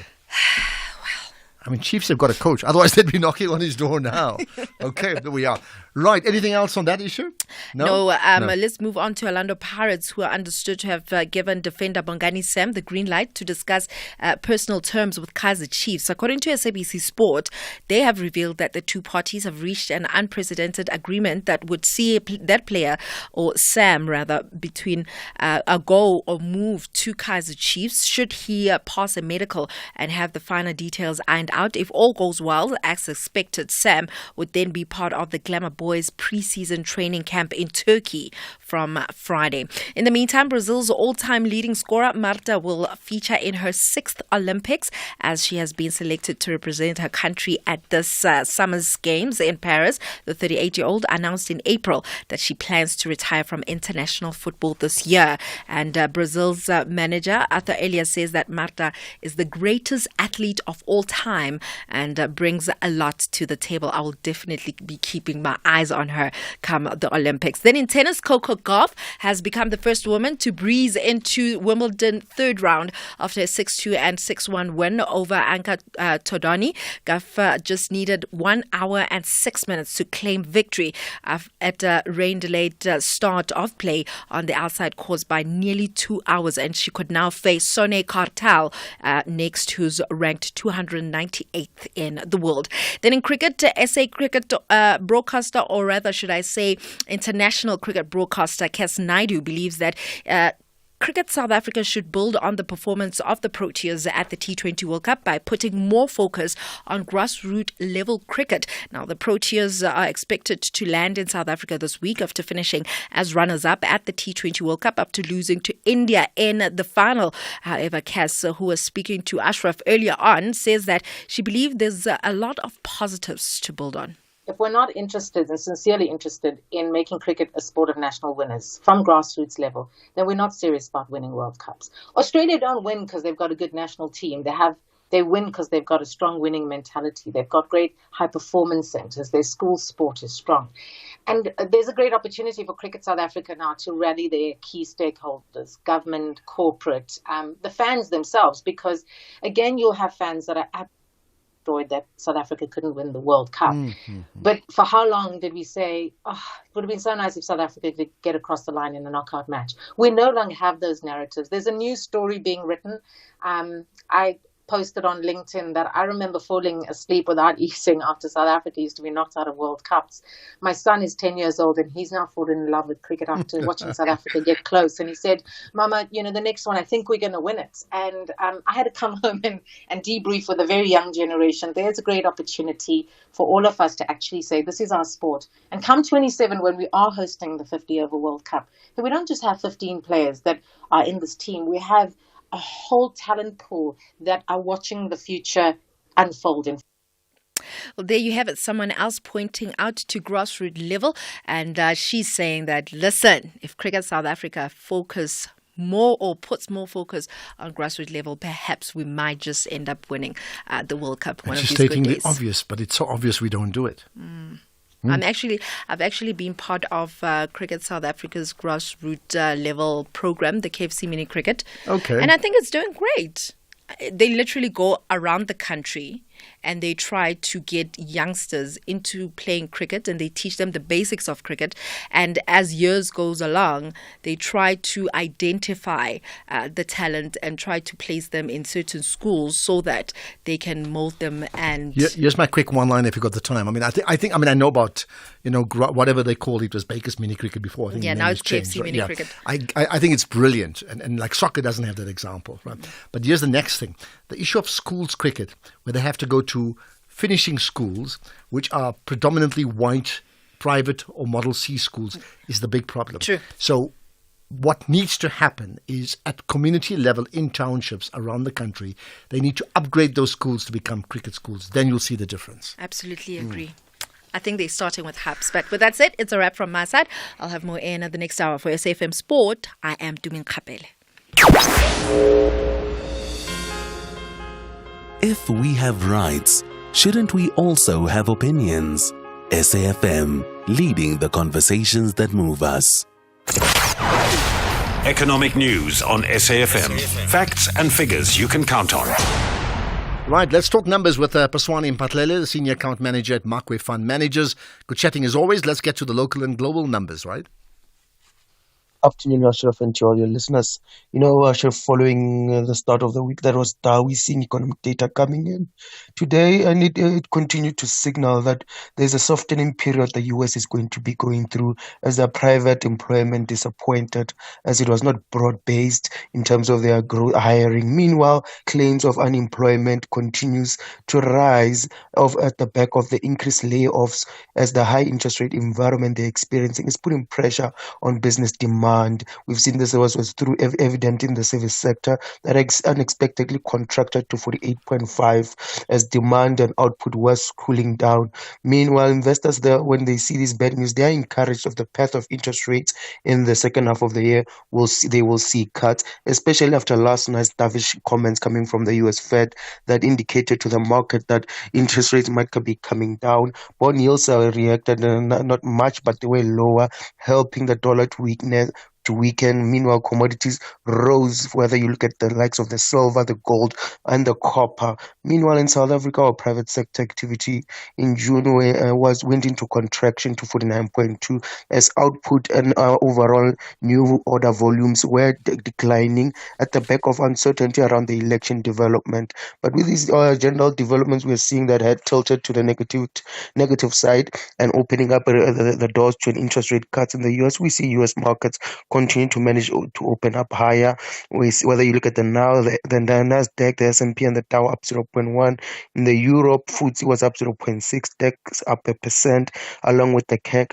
Locally, the JC boosted up 1.7% gain, supported by resources up 3%, financials up 1.5%, industrials up 1%. When we look into that commodity sector, gold was up 1.3% at $2,360 an ounce, platinum up 4.6% at $1,008 an ounce, oil was up 0.2 at $86.52 a barrel. Meanwhile, the rand was relatively strong against the dollar that showed some weakness at the back of their economic data. The rand against the dollar is at 18.36, rand against the euro 19.84, and rand against the pound 23.43.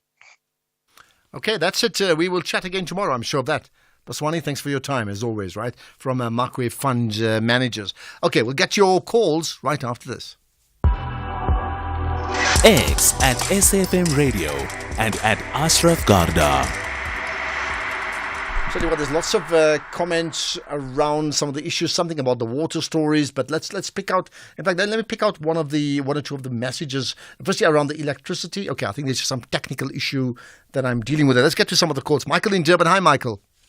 Yes, how are you, Ashraf? Yeah, very good indeed. Go ahead, Michael. What's your point? My point is, I want us to get some clarity. Is this GNU document of intent, is it binding to the provinces or not binding? So that if it's not binding, it means provinces have got a free will to make any government in anyhow if it's not binding, because it's not a legal document that you can go and stand in court and say someone bypassed these rules and these rules. Do you see? Is it binding or not binding? Okay, well, it's clearly not binding. If it was binding, they wouldn't have a discussion at provincial level then. I mean, that's the answer, isn't it? So it's not binding. So meaning that Gauteng Premier, whether it's 34% or 35%, if they're in disagreement with the DA, she can go and form the government without the DA. I've just seen the media briefing now that Gauteng Premier is announcing the cabinet afternoon, and that DA was given a deadline of 49 hours to decide whether they agree or disagree with the offer of 3 MNC. If that's the case, it means the ANC will just consider the cabinet without a DA if they. Well, it looks like it, and there's been now reports, widespread reports, the DA is confirming that they will not form part of the government of provincial unity. Oh, they have confirmed. Well, yeah. So we'll get. In fact, we'll chat to Tony Leon just after 5:00. By the way, so listen out for that conversation, and we'll get to answer all of that too. But from my understanding, right now, multiple reports, the DA confirming they will not be part of it. They're out of the Gauteng provincial structures. Okay, thanks for that call, Michael. Let's get to Cleo now in Mofolo. You want to talk numbers of cabinet ministers? Cleo, hi. Thank you, Ashraf. Yeah, good talking to you. Let me comment about the cabinet. We all know that all these political parties, actually most of those that are in cabinet, they've been lamenting a bloated cabinet. Now that they are in the cabinet, what do they say about it? I expected some of them, in their own parties, to emphasize that matter and to sacrifice that we will not be part of the cabinet, but we will be in the government of national unity. But it actually shows that politicians are in there for themselves. Okay. What do you think about it? Well, I don't know if they're in there for themselves. I mean, maybe you're right, but I think it's clear. Once they had to negotiate the levels of compromises that they've done. And I'm talking about the ANC firstly. The only way they could ensure that other parties come on board and give them something, right, is to either cut down the ANC numbers, which is one option, and the easy option is to increase the numbers of members in the cabinet. So that's your answer. That's really what it is. But then, the other point, if we have the ANC deploying someone like Senzo Mkhunu in the police ministry, hoping that things will change. I mean, I thought all along the cabinet was a collective unit that deals with. But now, what is it that is going to do that Begicel did not do? Because they were all in the same cabinet from the same political party. Well, we shall wait and see because, I mean, we don't really know. Excepting this time round, there are greater checks and balances within the government than we've ever had for a long time. Thanks for that, Cleo. Much appreciate your time. Right, much. It's a pleasure. Thanks for appreciate your call. Let's get to Anonymous. Wants to talk about the water issues in the city of Joburg. Hello, Anonymous. Oh, hi. Yes, I'm sorry you've got no water. It's bad enough for a few days, but I don't know how you're coping. Are we sure? Have we got proof that they're actually fixing pipes and putting in new valves or anything? Because I don't know if there's any proof or anybody's seen them. Because there's a problem because the taxpayers put in about 2 billion 10 years ago into the Eastern Highlands Inga system water from Lesotho, the beautiful fresh water that flows down. Unfortunately, the last sitting government, the sixth, has been fighting over the tenders for 10 years. So that is why Joburg, I think, has no water. Find out about the tenders, look into the Eastern Highland water system in Lesotho. Okay, clearly I'm not an expert on that. I got that.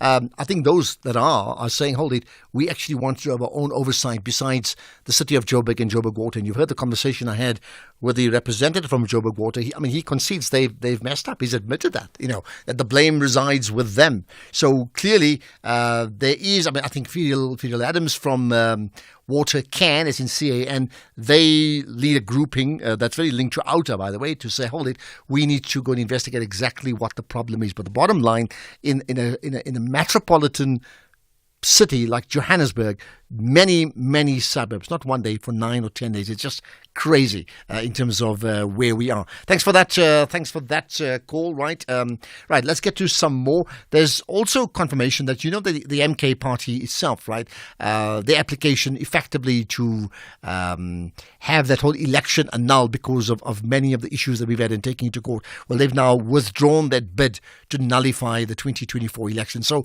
there's so much happening. You've had the ANC press conference. You've got now the MK party withdrawing its bid to nullify the 2024 elections. And for all intents and purposes, we've now heard that the DA said they now confirm they'll not be part of the Gauteng provincial executive. But we'll get double-checked confirmation on that one there with Tony Leon because we chat to him just after 5 o'clock. So lots happening there. And while we're talking about all of that, there's an election in the UK. Sure, no wonder I'm out of breath. It is the National Pulse after all. In South Africa, 1 in 5 children under the age of 13 is overweight or obese. Sign a petition to demand strong warning labels on unhealthy packaged food. And don't forget to catch the next episode of Chew on This at healer.org on Thursday, 27 June from 3 p.m. Young people tell us how big food companies are feeding them lies. The world's best cooking show is coming to S3. MasterChef South Africa Season 5. You'll meet 20 talented home cooks from around Mzansi, noma uphumapi, and no matter your favorite dish. See if the chefs can handle the heat in the kitchen in a race to be crowned MasterChef South Africa. Starts Saturday 13 July at 7:30 p.m. on S3, Channel 193. MasterChef South Africa, proudly sponsored by Pick n Pay. You're listening to the National Pulse on SAFM. Right, in the middle of all of that, there's an election taking place in the UK rather, and interesting enough, with maybe a bit of a sense of humour, that it's happening on American Independence Day. Not that I fuss about American Independence Day, but I'm just saying, right? July the 4th is when it is, which is tomorrow, right? Musa Mdunga is with me, political analyst and PhD candidate at the University of Dundee. Musa, appreciate your time once again. Thanks for joining us on the National Pulse. Thank you so much for having me. Good afternoon to you and to your listeners. Thank you. Right. So let's just go back. Why is this election being held? I mean, effectively, it's a snap election, right? Well, it's a snap election in the sense that the Prime Minister called the election for the summer in what many pundits expected would be an election held in the fall, in September, October, November. So it is snap in that sense that it did not give enough or a protracted period of campaigning necessarily. But in actual fact, it is within the 5-year period. Remember that Great Britain has changed the manner at which it holds elections, which allows the Prime Minister to stay in power for 5 years. So since 2019 being the last election, where the Conservatives won 365 seats, giving them a majority, these elections essentially close up the previous term. So snap in terms of Rishi Sunak, but not necessarily in terms of that legal time frame. Okay, I get that. But what are the issues? I mean, so maybe just take us a step back in terms of why was the election called up in the first place? It clearly was a response around, an issue of confidence in the ruling party, right? Exactly. So, 2022 was the infamous year where Great Britain had, 3 prime ministers, and essentially their challenges, their problems find expression with the Partygate scandal that happened during COVID-19, where the government was flouting its own rules and regulations, even including the Prime Minister, and which led to his apology, but in essence, which led to his resignation. And, we are at a point where Rishi Sunak has had a little bit over a year in power, and unfortunately, it doesn't seem like the Conservatives are able to turn the tide. He's had many challenges, such as the cost of living, higher levels of inflation have been a very huge challenge. The Conservatives have failed to meet their promises in terms of immigration, and that has impacted the confidence in the Prime Minister. And of course, foreign issues also contribute. Leading is the Israeli-Hamas conflict, which has split many British people across the line, with those calling for the British government to take a more harsher stance in terms of critiquing the Netanyahu government in Israel. So, this is a conservative party that finds itself really, under pressure. And the Prime Minister envisioned that by calling perhaps a summer election would perhaps help rein in the damage, because there is an expectation that these elections are going to see the Labour Party come back into power after 14 years in exile, as well as for the Conservative Party, more worryingly, is that they will struggle to even get up to 100 seats won because of the challenges they're facing. Okay, it's interesting you use the word a summer election. I'm just thinking it could well be the autumn or the winter of the Labour Party, if what you're saying is of the Conservatives in this case, rather, if what you're saying is correct. Yes. Indeed, and you raise a good point by saying this could represent the winter or the autumn of the Conservative Party, because chief among their challenge is they face Nigel Farage, who is the founder of the Reform Party, and that is seen as to the far right of the Conservative Party. And so while they did poorly in the 2019 election, they have representation of, I think, 1 or 2 MPs currently given by elections where Conservative Party members of Parliament either resigned or had faced a particular scandal that forced them to give up that seat. In essence, they lost the whip. So this is the challenge that the Conservatives face: is they've got this party on the right of them, and they've got the Labour Party that seems to be more unified than they are, and as well as they've challenges with the rise of the Liberal Democrats, who are also going to mount a comeback in these elections. It's interesting. I mean, for many people, if you ask them, and South Africa's had like 18 political parties contesting our recent election, right? But if you come to like the UK or even the USA, you never ever look beyond like 2 parties. So are you saying that the position now is changing in the UK, that there actually can be viable third and fourth options? That is exactly what I'm saying, that there could be viable options here, depending how strong the Reform Party is in the constituencies where the Conservatives are weak. That will help boost them, and for the Liberal Democrats, they are likely to mount a comeback, particularly in London. So we could see the growth of that third and fourth party, or a possible eclipse here, where the Liberal Democrats, because some polls are putting the Liberal Democrats ahead of the Conservative Party or neck and neck, which may have implications on that number 2 position.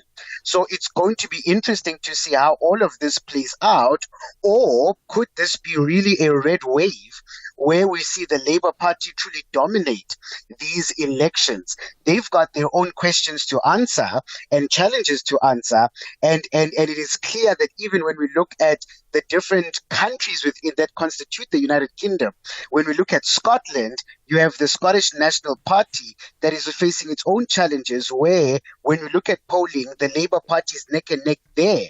So in essence, what is everybody's considering one issue here?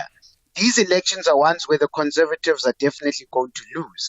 The question is by how much. The question is the distribution of those lost seats. And the question is how strong can the Labour Party galvanize a government that's going to respond to the challenges of the British people. And interesting you gave those examples. So to what degree are these elections fought on personalities, leaders of the political parties, or is it purely on principle or lack of delivery?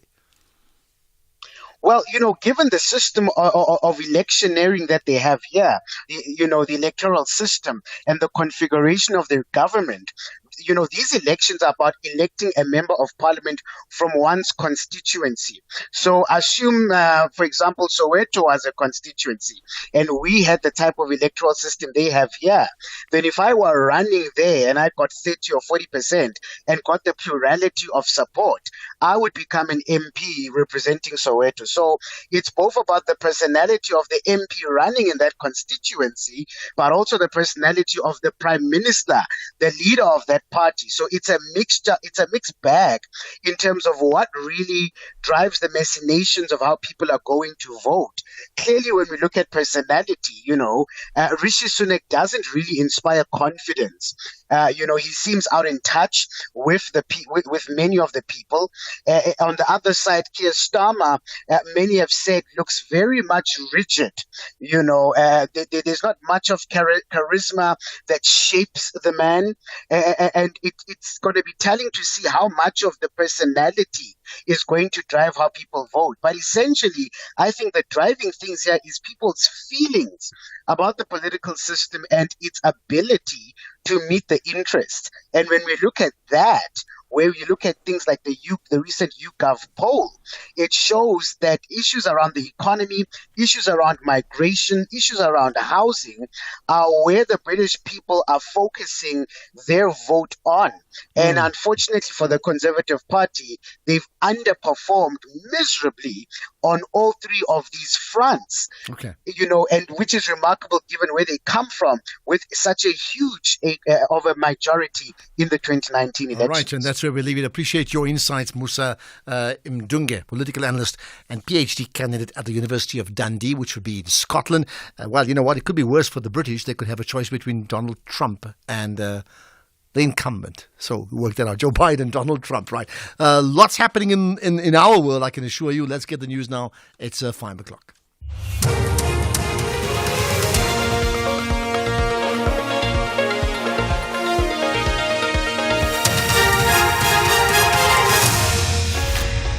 Thank you very much, Ashraf. The top stories at 5. The Gauteng cabinet to be announced this evening, and Groenewald looks to improve SA prisons.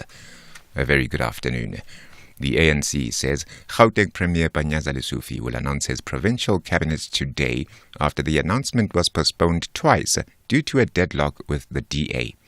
The DA has said that it wanted 4 of the 10 positions in the executive, while the ANC is offering 3. The ANC says it cannot allow the impasse to continue. Secretary-General Fikile Mbalula was briefing the media at Luthuli House in Joburg on the latest developments relating to the formation of the Gauteng GPU. The Premier of Gauteng, Comrade Panyaza Lesufi, intends to conclude all negotiations and consultations and to announce the appointment of the members of the Executive Council today, Wednesday, 3rd July 2024. The DA were advised that if they are not to be part of the GPU, the deadline was 14 hours today, Wednesday, 3rd July 2024. The MK party has withdrawn its application against the IEC at the Electoral Court that sought to invalidate the 2024 election results. The party had alleged that the election results declared by the IEC were not free and fair. It also called for President Cyril Ramaphosa to call for a new election date. The newly appointed Correctional Services Minister and FF Plus leader Pieter Groenewald says his priority is to improve South African prisons. Groenewald, who was sworn in today, says prisons should be able to rehabilitate and to bring about change in the offender so they can make a positive contribution to society when they come out of prison. He says he wants effective consequence management for those who are incarcerated. We will start with the corruption. We have to address that in the department. We must look at the rehabilitation of the people in our facilities. It must be successful rehabilitation. We have overcrowded facilities and we must ensure that the rehabilitation programs ensure that we can get people back in society so that they can contribute to build South Africa. A part of the problem in South Africa is impunity. There must be consequences for people breaking the law. Ekurhuleni Metro Police say members of the Northern Region Task Team engaged in a high-speed pursuit of two Mercedes-Benz are suspected to be involved in the earlier cash and transit heist that took place in Tembisa on Gauteng's East Rand this morning. The chase ensued after the initial crime scene was discovered in the Liliba section of Tembisa. Metro Police spokesperson Thabiso Makhato. One was found parked in a garage house in Ghana Street, Welamlambo in Tembisa, and the other white Mercedes-Benz was left abandoned on the side of the road and found with a Glock 9mm pistol with ammunition and one magazine. Suspects fled the scene and members are still on a manhunt looking for them. And political party leaders in Britain are making their final appeals to voters on the last day of campaigning ahead of the elections. Opinion polls put the opposition Labour Party far ahead of the governing Conservatives led by the Prime Minister Rishi Sunak. The BBC's Henry Zeffman has more. It is basically the Conservatives' closing message that, as it stands, Labour are going to win and going to win big. And so Rishi Sunak will be using that supermajority language as he campaigns in the southeast of England to try to win back Conservative waverers, almost pitching the Conservatives as a strong opposition rather than as a potential party getting a fifth term in government, which is what they would get if they win this general election. So you end up in this funny position where Labour are basically the only party here saying that a Labour victory isn't inevitable. It's all a bit shaken up. The top story at 5 o'clock, the ANC says Gauteng Premier Panyaza Lesufi will announce his provincial cabinet today after the announcement was postponed twice due to a deadlock with the DA. For SAFM News, Kemudupi Makhalemele. And coming up in your sports this hour, Mamelodi Sundowns and Rulani Mokwena part ways and Sharks secure Hendricks' release while Garth is into the third round of Wimbledon. More details at 5:30. SAFM. Guiding you through the rush hour traffic. Well, two major delays going south on Joburg's highways today. One is this collision we've been detailing before the Malabongwe drive exit. It's been there quite some time. The run down to Randburg is heavy. The queues start right back at the Beclu interchange to run through Woodmead, Stunning Hill, four ways into Randburg. Super heavy today. Also, at the same time, a crash going south on the Mike one down by the Crown interchange. And that's a queue that you'll pick up around Melrose. So just after Santon, it gets a bit heavy all the way down towards central Joburg. breakdown between Allendale and New Road on the N1 running north, so that's getting pretty jammed up as you get up through the Buccleuch interchange. And at the same time, there's plenty of traffic going on the opposite carriageway southbound into a crash at Buccleuch, so delay pushing back towards the New Road exit. Motorists driving out of Pietermaritzburg to Durban, still stuck in a heavy backlog there. A breakdown in the road to exit Umlas Road. Traffic halfway back towards the Ashburton exit. Very slow getting into Phoenix today on the M41, coming off the N2 gateway. The M41 out towards the sort of trade centre junction area is very slow. And Cape Town, we've been warning about this. 35th Avenue closed going through Bishop Lavis due to flooding. That's putting a lot of traffic pressure on the alternative routes, either down through sort of Matroosfontein, Valhalla, or the other side out through the Ravensmead area. So if you're using 35th route to get down to the airport, which a lot of people do, you might want to select an alternative route to avoid the queue on 35th and the alternative route pressures. Rob Byrne, SAFM Traffic. Is there ever a bad time for a good conversation? SAFM, leading the conversations that move us. Hello everybody, Winter M over here. Very excited to be on the biggest show on television. Deal or No Deal Celebrity, coming to you every Saturday, 6 p.m. on SABC1.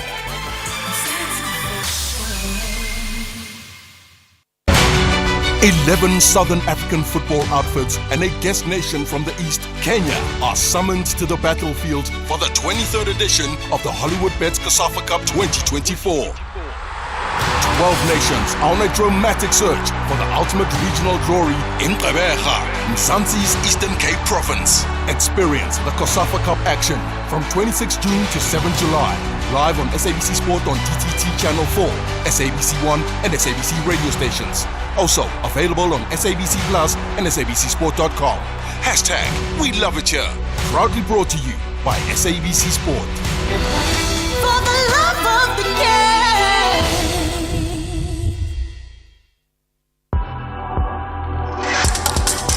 The National Pulse with Ashraf Garda on SAFM.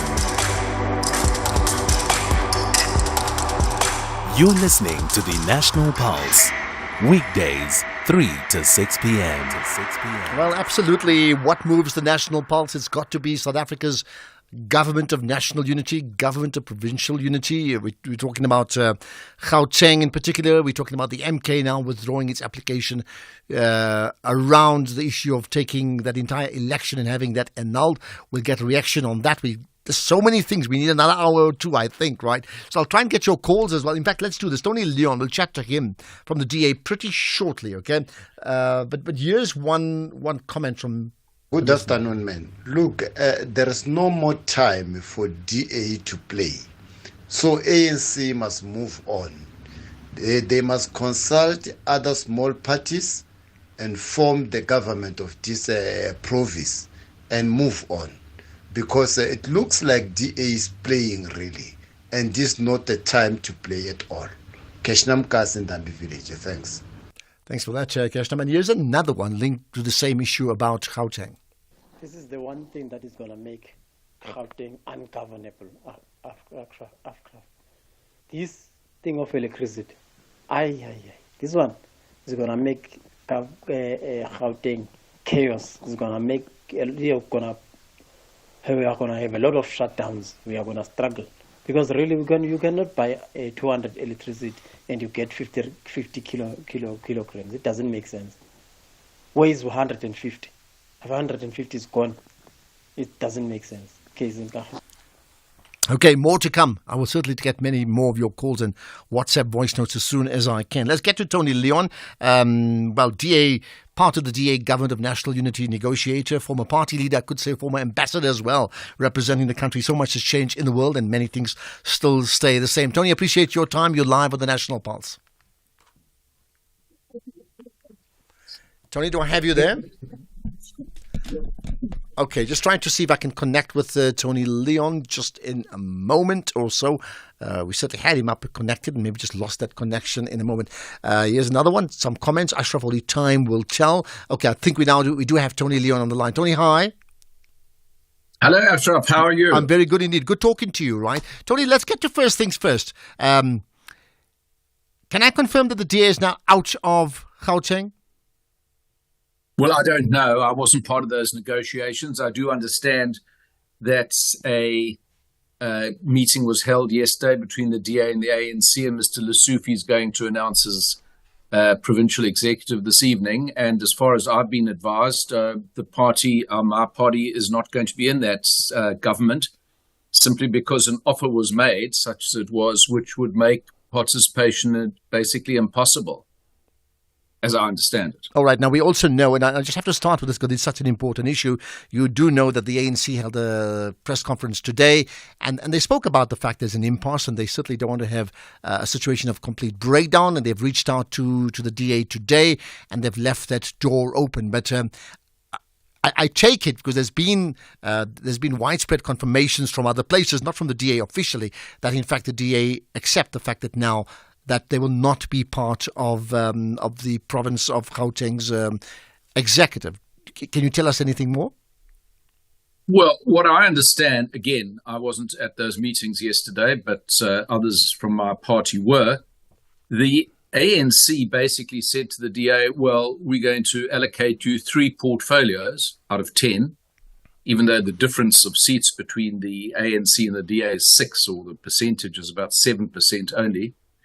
And the ANC would take 7 seats, either for itself or for other unnamed parties. So the DA, it's a bit like Ashraf selling your house without agreeing on the purchase price. This would be the equivalent, in the sense that the DA had no idea who it would be going into business with in this government.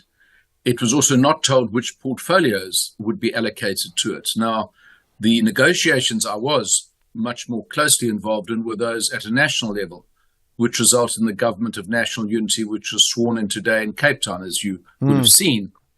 And there were extensive negotiations, ultimately between the leader of the DA and the leader of the ANC, as to precisely which portfolios would be allocated to the DA, how many there would be, and also full disclosure by President Ramaphosa of all the other parties he was intending to bring into the government. That was never hidden from the DA. It was never undisclosed.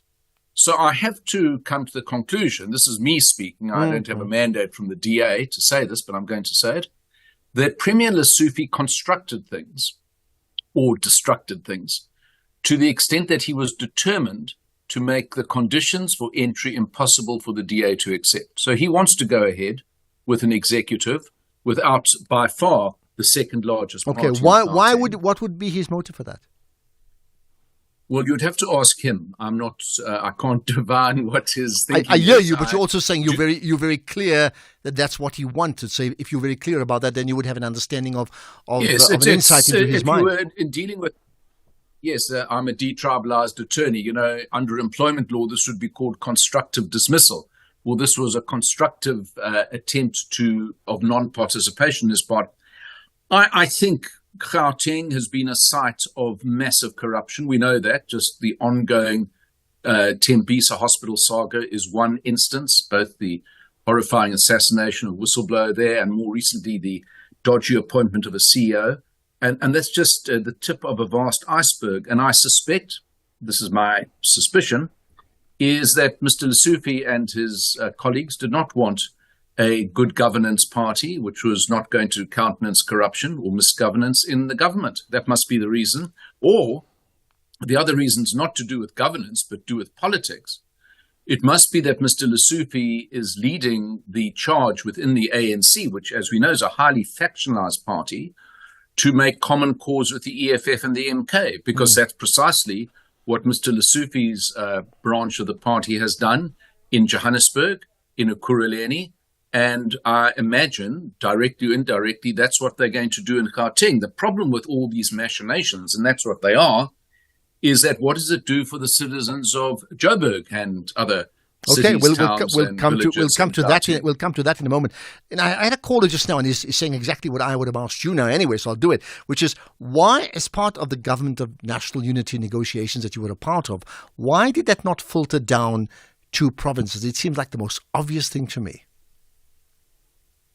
Yes, that's a very good question, and I don't have a good answer. I will say this, that the agreement, and once again, can I speak from the side of the table I was involved in, which was the DA side, to go into the government of national unity was only concluded finally after extensive, exhaustive back and forth negotiations between the ANC and the DA sometime on Saturday morning. So although there had been discussions at a provincial level, that was very difficult to do. I also think the problem was that in Gauteng, the ANC had not or doesn't wish to acknowledge the facts on the ground, and that is it only has 34% of the votes. In KwaZulu-Natal, it very quickly came to that realization, and that's why a government of provincial unity was set up in a record short time by the standards of other governmental arrangements. Right. In the time I have, let me just focus so we can debate those numbers, and it was debated extensively today, even by the ANC. I think that's less important now. What's important is the ANC have confirmed that they will name their executive for Gauteng today. Now, it seems like you don't have confirmation. It seems like it from other sources, the DA is saying they will not be a part of it, right? Now, let's just work on that premise, right? How damaging is that for South Africa that the Gauteng province's deal does not mirror what was agreed upon nationally? I think it's immensely damaging. And as I say, Mr. Lesuphi set it up to be damaging because he could have had a deal with the DA simply by giving the DA what was a very basic proportion of the seats, that's 4, not 3, negotiating in good faith with the DA as to which the portfolios would be, which didn't happen, and also disclosing to the DA who the other parties he intended to bring in, if there were any. The consequence of what he intends to do, and doubtless will announce soon, is that he won't have a majority government unless he brings in the MK or the EFF. And I'm assuming, because the ANC nationally decided, it was its good decision, or bad decision, but it was a legitimate decision, to exclude the MK and the EFF from the national government and to bring in the DA. If he does not bring in the EFF and the MK, Mr. Lesuphi will have a minority government, which means it will limp on vote by vote.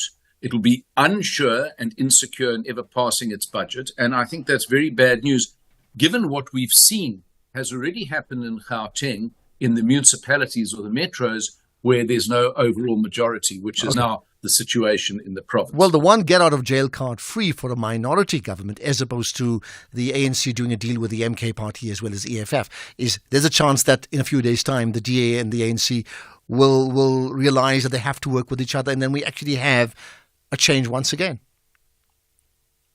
Absolutely. And look, the DA is not, as far as I know, I'm not a spokesman because my role in this is kind of ending, or ends today, I think. The negotiations are now concluded.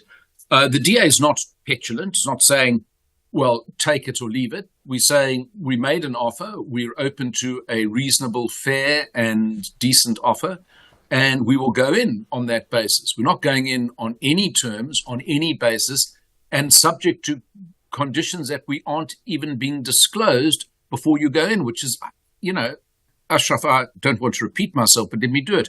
Can you imagine having an apartment or a house that you were selling and you negotiate the sale, but you don't know the purchase price? I mean, no one, not one listener of yours would ever contemplate that. Essentially, Mr. Lesuphi was making that proposal to the DA. So I think the DA was completely correct to decline it. I hear you, and to borrow again your property analogy, because what puzzles me about this again, and I'm also repeating it, is can you imagine agreeing to sell the entire house and then one room is left unsold and you leave that for one of the children in the home to decide who they're going to sell it to, and that's what we have with Gauteng. That's why it's so complex, Yes. isn't it? Yeah. So let me then bring you on to the next issue, which is in terms of the GNU negotiations. I mean, we get messages and calls every day from people saying that GNU won't last. The DA will be out of there in no time once the first fight happens with the ANC. Give us an insight into how solid you think this deal is. We're talking nationally now, of course. Well, it's only day one of the brave new world of coalition politics, so I hope it's solid. It does depend, it's a partnership. That's what the government is, with many parties or several parties in it. And as you know, Ashraf, the law of partnerships always depend on utmost good faith. So if there's a basis under the statement of intent signed on June the 14th between the DA and the ANC, and I understand the other parties, to say these are the principles, these are the key priorities of the government. This is how, when we have a conflict, we will resolve the conflict. There are a whole lot of steps there. This is how we'll have a bargaining council, to use a labour relations term, in terms of the GNU being operated. And I guess that depends. I mean, at one level, the DA has got a very modest proportion. It's got, I think, something like 18.8% of the ministers in the government, even though it's contributed far more votes and seats to the overall GNU than that entitlement. But it did that because it was country first. I mean, the alternative to not going into that arrangement would, I think, for this country have been catastrophic. Either there would have been no stability in government, the minority government, or it would have been EFF MK in the government. That was another possibility. And I think both of them were very destructive for the economic, constitutional and social health of the country. Okay, and that brings me on to the last thing. Maybe, for people who support what your vision is, it's like ditto to all of that, right? But if we follow that argument about keeping the EFF and the MK out from power no matter what, or power sharing no matter what, then why would not the DA have bent over backwards and ensured that the same applies to Gauteng no matter what? Because you haven't done that. Well, look, once again, even though we took less than our proportional share of the cabinet seats, there was very open dealing and negotiations with the ANC on precisely which ministries or positions. So the DA wants not to go into government, provincially or nationally, in order to just get perks of office, but it wants to effect change in the lives of the people who voted for it and for the wider population. Now, you can't do that if you just have ministries that are irrelevant, or MEC positions that don't make that possible. So I think that's the one big difference. The second difference is, and I think this is a fundamental one, it really is, the ANC keeps reminding us, although in Gauteng it's got a very modest footprint at only 34%, that it is the lead party. Well, it is the largest party in both the national and provincial.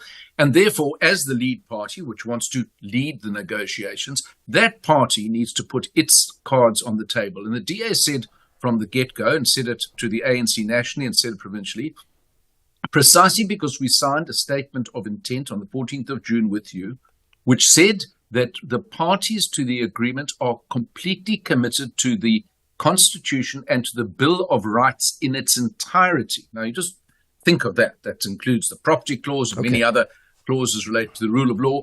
The EFF and the MK, by their own admission, not because I suggest they are, do not have that commitment. So how do you ever have a government with such... I hear you. We need to move on. Here's the last thing very, very quickly. And it's a phrase I'm tending to use very often in the last few days to say, we all look for a sign. What for you would be the sign you'll be looking out for in the next few days?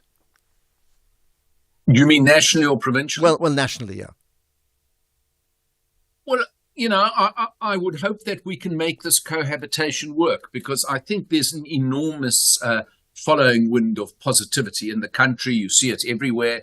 People are very relieved this government's finally been established. It's very large, some would say bloated.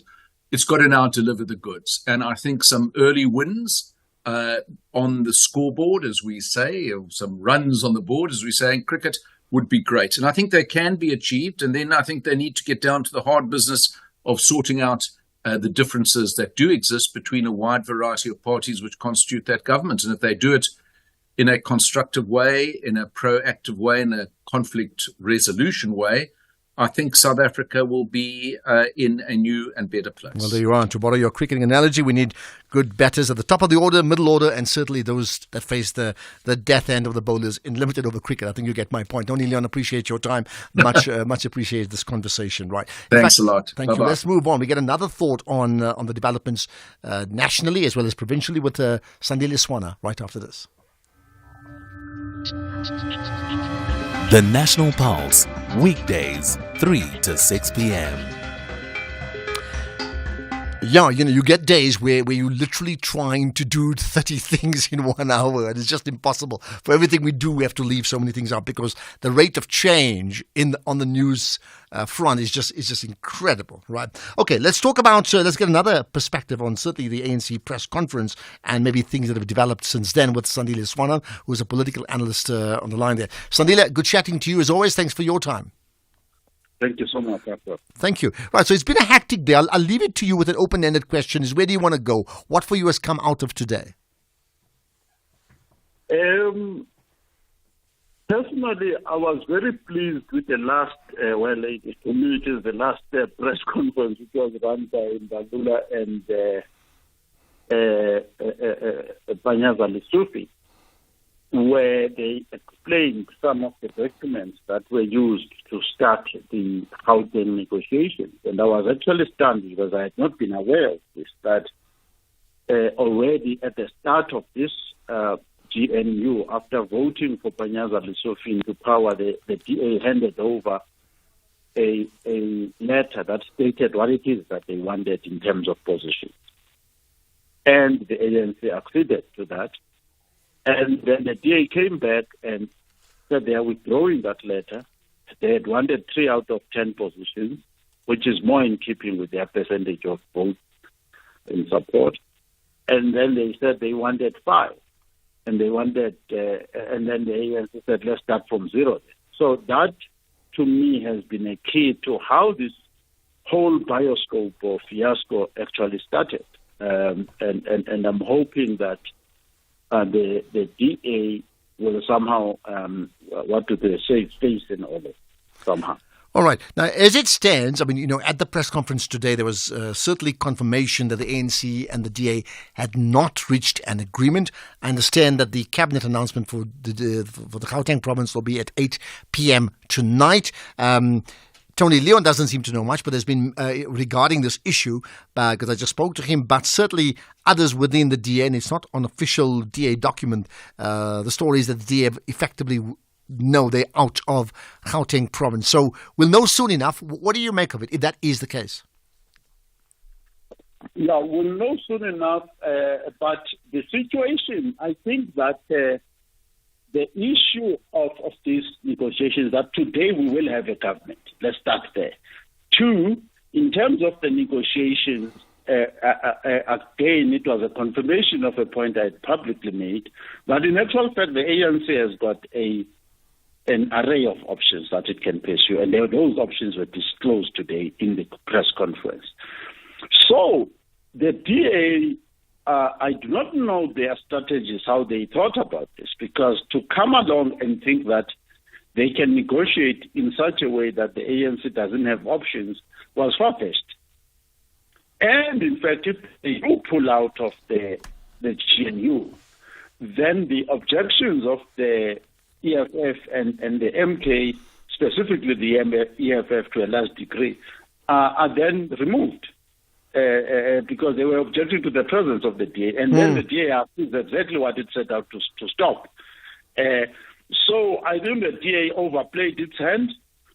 2, the DA underestimated the ANC in its philosophy of inclusivity and being a broad church and a broad-based organization in how it operates. Okay, having said that, can you really see the ANC doing a deal with the MK party now at the 11th hour as well as the EFF? And I didn't hear the full presser because I was on air at the time. I understand there's conflicting reports from what Fikile and Balula said, from the ANC saying they won't do anything with the MK and EFF, and Panyaza Lesufi suggesting something different. I'm not too sure. You can tell us. Can you really see that happening? So the issues are not the same. So whilst the MK and the EFF are outside, so is my money outside, so is Action SA probably outside and all that sort of thing. So there are people who are outside anyway, but they are not all the same. So that's the point I want to make. They are not all the same. The EFF, in its last press conference, which I listened to attentively, basically changed the tune quite a lot. And the only thing that was left on the table was this DA matter. If then the DA pulls out, the EFF could come to, so whether even if it's just a confidence and supply agreement, it could come to some accommodation. They were already working with Panyaza Lesufi long before these elections. They were working in local government together. So the DA could open that door specifically for the EFF. There are other difficulties with MK and the ANC that they have to go to other processes, but the EFF is closer to a deal with ANC than MK. And will it happen? We don't know. We shall see. Sandile Swana, political analyst, thanks for your time. Much appreciated. We'll have further developments on the MK position regarding the election and contesting the actual validity of the election, hopefully around 10 to 6. Right. Let's get the news headlines now with Madupi. Very much, Mr. Garda, and a very good afternoon. In your headlines, the DA says it'll not form part of the executive of the Gauteng Government of Provincial Unity. The MK party has withdrawn its application against the IEC at the Electoral Court that sought to invalidate the 2024 election results. A full news update coming up at the top of the hour. SAFM, guiding you through the rush hour traffic. Well, finally, some good news. The N1 South, the crash scene at Malabongwe Drive, which had been there for a while, has finally been cleared away. So that is a result. It remains busy between the Buccleuch interchange and Bayers Nordia, but it's really just the backlog clearing plus the rush hour volume. So much improved situation there. The N3 is heavy today. Buccleuch down to Germiston's Heldenace. The Mike 1 jamming from Santon, heavy right through to Boysons. That's a big backlog. And there's plenty of traffic heading up through Midrand today. You'll pick up queues around Marlborough Drive, and you won't get out of it until you've got to about the I was going to say Samran, maybe Old Joburg Road exit. It's very busy on the run through to Pretoria. Coming out of Durban, the N3 solid between Spaghetti Junction and the M13 Paradise Valley split as you get caught up in the roadworks through that section. The M41 is heavy out towards Phoenix, so queues out through Mount Edgecombe today out towards Trade Centre. That's quite an unusual backlog. And the N3 Ashburton through to Umlas Road starting to move after a truck at Umlas Road had been cleared away. Cape Town today, plenty of traffic on the M5 for the Kuiberg interchange all the way down to Racecourse Road. The M7 into Mitchell's Plain is heavy through to Highlands Drive, and there's just a backlog of traffic still in the Bishop Lavis area. 35th Avenue towards the airport is closed. So motorists either diverting out through Matrusfontein or out the other side to Ravensmead. So routes like Valhalla and Delaray, the alternatives, very busy with the extra volume diverting from 35th closure. Rob Byrne, SAFM Traffic. This is SAFM Sports with Tuming Khapele. Right, what are the big stories? I mean, my mind's so into the politics of the country right now. But then sport is politics too. What's the big story? I mean, the big story is still Mamelodi Sundowns confirming that the club has parted ways with Rulani Mokoena. In a statement released by the club, they say that the decision was taken by the board, taking into account the objectives and expectations of the side and not influenced by any individual associated with the club. Coach Manqoba Mngqithi and the technical team will continue to prepare the players for the upcoming season with Mngqithi in charge, and it is believed that Mokoena will take a year-long sabbatical. Meanwhile, Orlando Pirates are understood to have given defender Bongani Sam the green light to discuss personal terms with Kaizer Chiefs. SABC Sports has revealed the two parties have reached an unprecedented agreement that would see a player move between the two Soweto Giants should he pass a medical and have the final details ironed out. If all goes well, as expected, Sam would then be part of the Glamour Boys pre-season training camp in Turkey from Friday. Then in the meantime, Brazil's all-time leading goal scorer Marta will feature in her 6th Olympics as she has been selected to represent her country at this year's Summers Games in Paris. The 38-year-old announced in April that she plans to retire from international football this year. Then moving on to cricket. Not cricket, man. Moving on to tennis, Coco Gauff has become the first woman to breeze into Wimbledon third round after a 6-2 and 6-1 win over Anka Todoni. Gauff just needed 1 hour and 6 minutes to claim victory at a rain-delayed start of play on the outside caused by nearly 2 hours, and she could now face Sonia Kartal, who is ranked 298th in the world. Meanwhile, Andy Murray will team team up with fellow Briton Emma Raducanu in the Wimbledon mixed doubles tournament after the pair were awarded a wild card. The 37-year-old is playing in his final Wimbledon but pulled out of his singles opener against Thomas Makach yesterday due to a back problem. Murray is also competing in the men's doubles with his brother Jamie. Meanwhile, Novak Djokovic described Andy Murray as an inspiration to fellow players for his resilience and has also backed him to return to Wimbledon next year, despite the Briton announcing his farewell after pulling out of the singles competition yesterday. Very obviously sad news for the tournament and for the tennis world to hear that he withdrew from the singles event here in Wimbledon. I hear that he's going to try to play doubles. I mean, hopefully he can get another shot at next year's Wimbledon with singles. Knowing him, he's going to try to do that. Just incredible resilience throughout all his career. Multiple Grand Slam winner, legend of the game, #1 in the world, going to play Challenger Circuit to build his rankings on clay, that is least favorite surface, says a lot about his character. Just huge inspiration to all of the players. Doesn't mind getting out on the court for hours every day.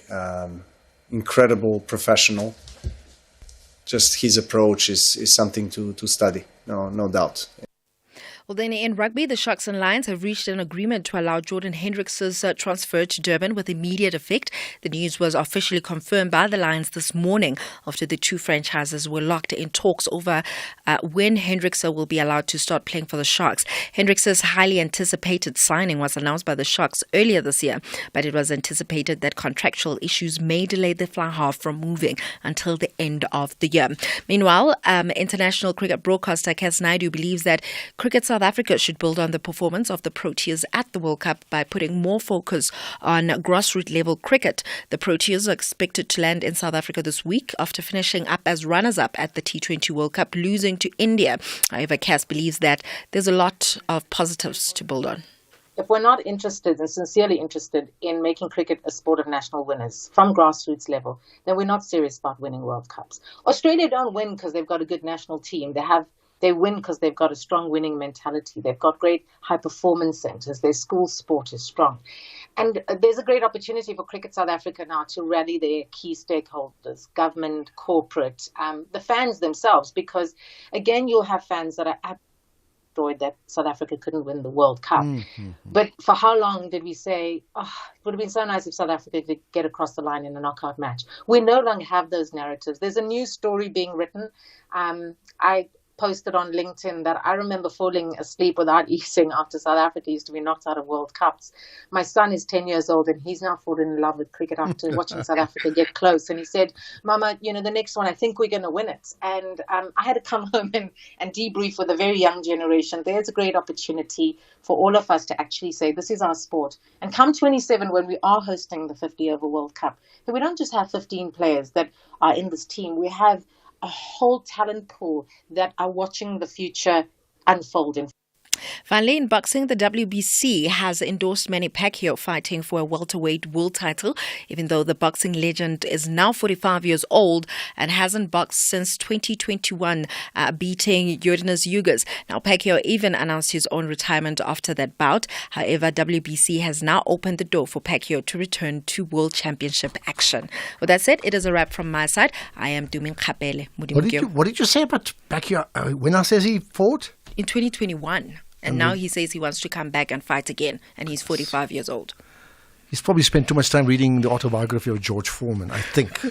Remember, he tried politics also. Well, lots of boxers have done that, yeah. George Foreman, yeah. Well, there you are. Who knows, eh? Yeah. All right, more sport tomorrow. Tomorrow. Say your goodbyes. There we are. Who says talking never solves anything? SAFM. Leading the conversations that move us. Economic news on SAFM. Facts and figures you can count on. So there's sport and there's money, and sometimes they sort of overlap, and often it overlaps all the time to the much to the annoyance of other people. But anyway, the Money Web market update is here, delivered as always by with Jimmy Moya. Jimmy, hi. Good evening, Ashraf. How are you? I'm very good indeed, yeah. It's been a hectic day politically, as you can imagine, and it'll continue tonight as well, too.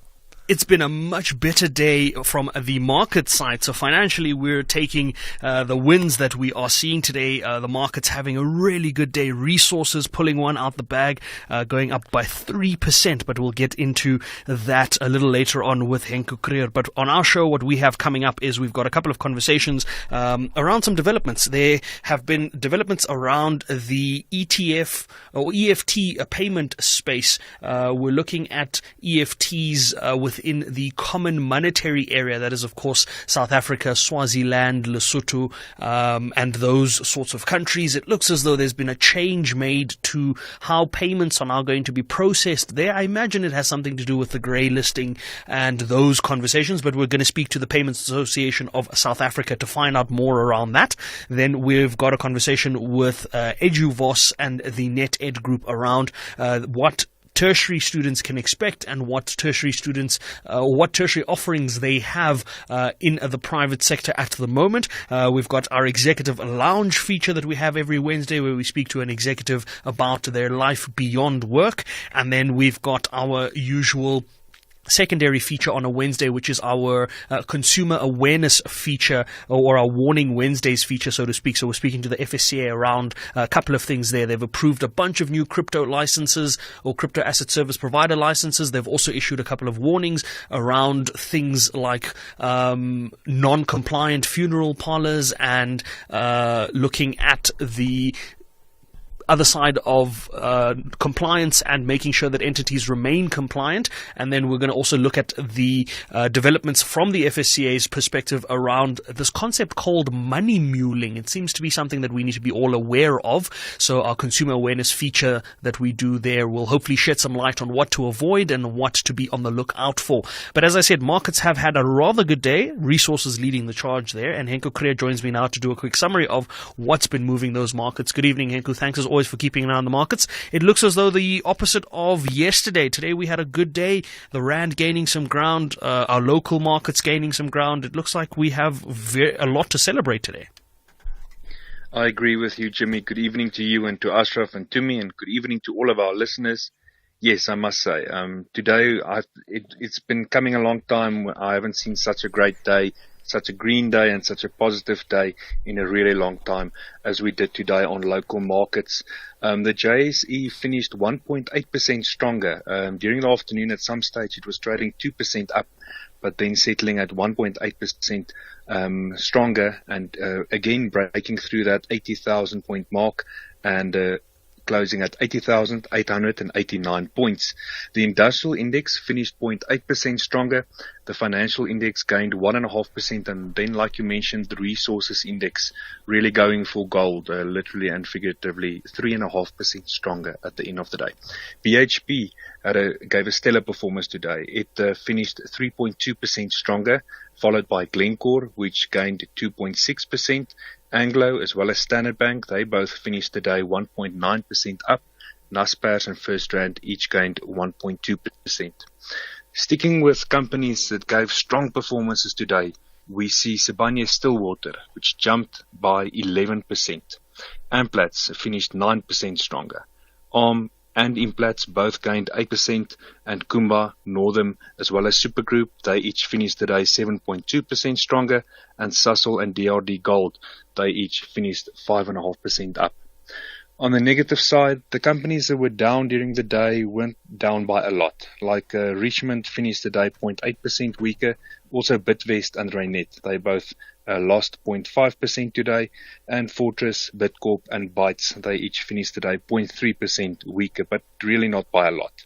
Then on the commodities market, the gold price is $2,360 an ounce. Silver is $30.50. Platinum is trading at $1,001 and palladium at $1,050.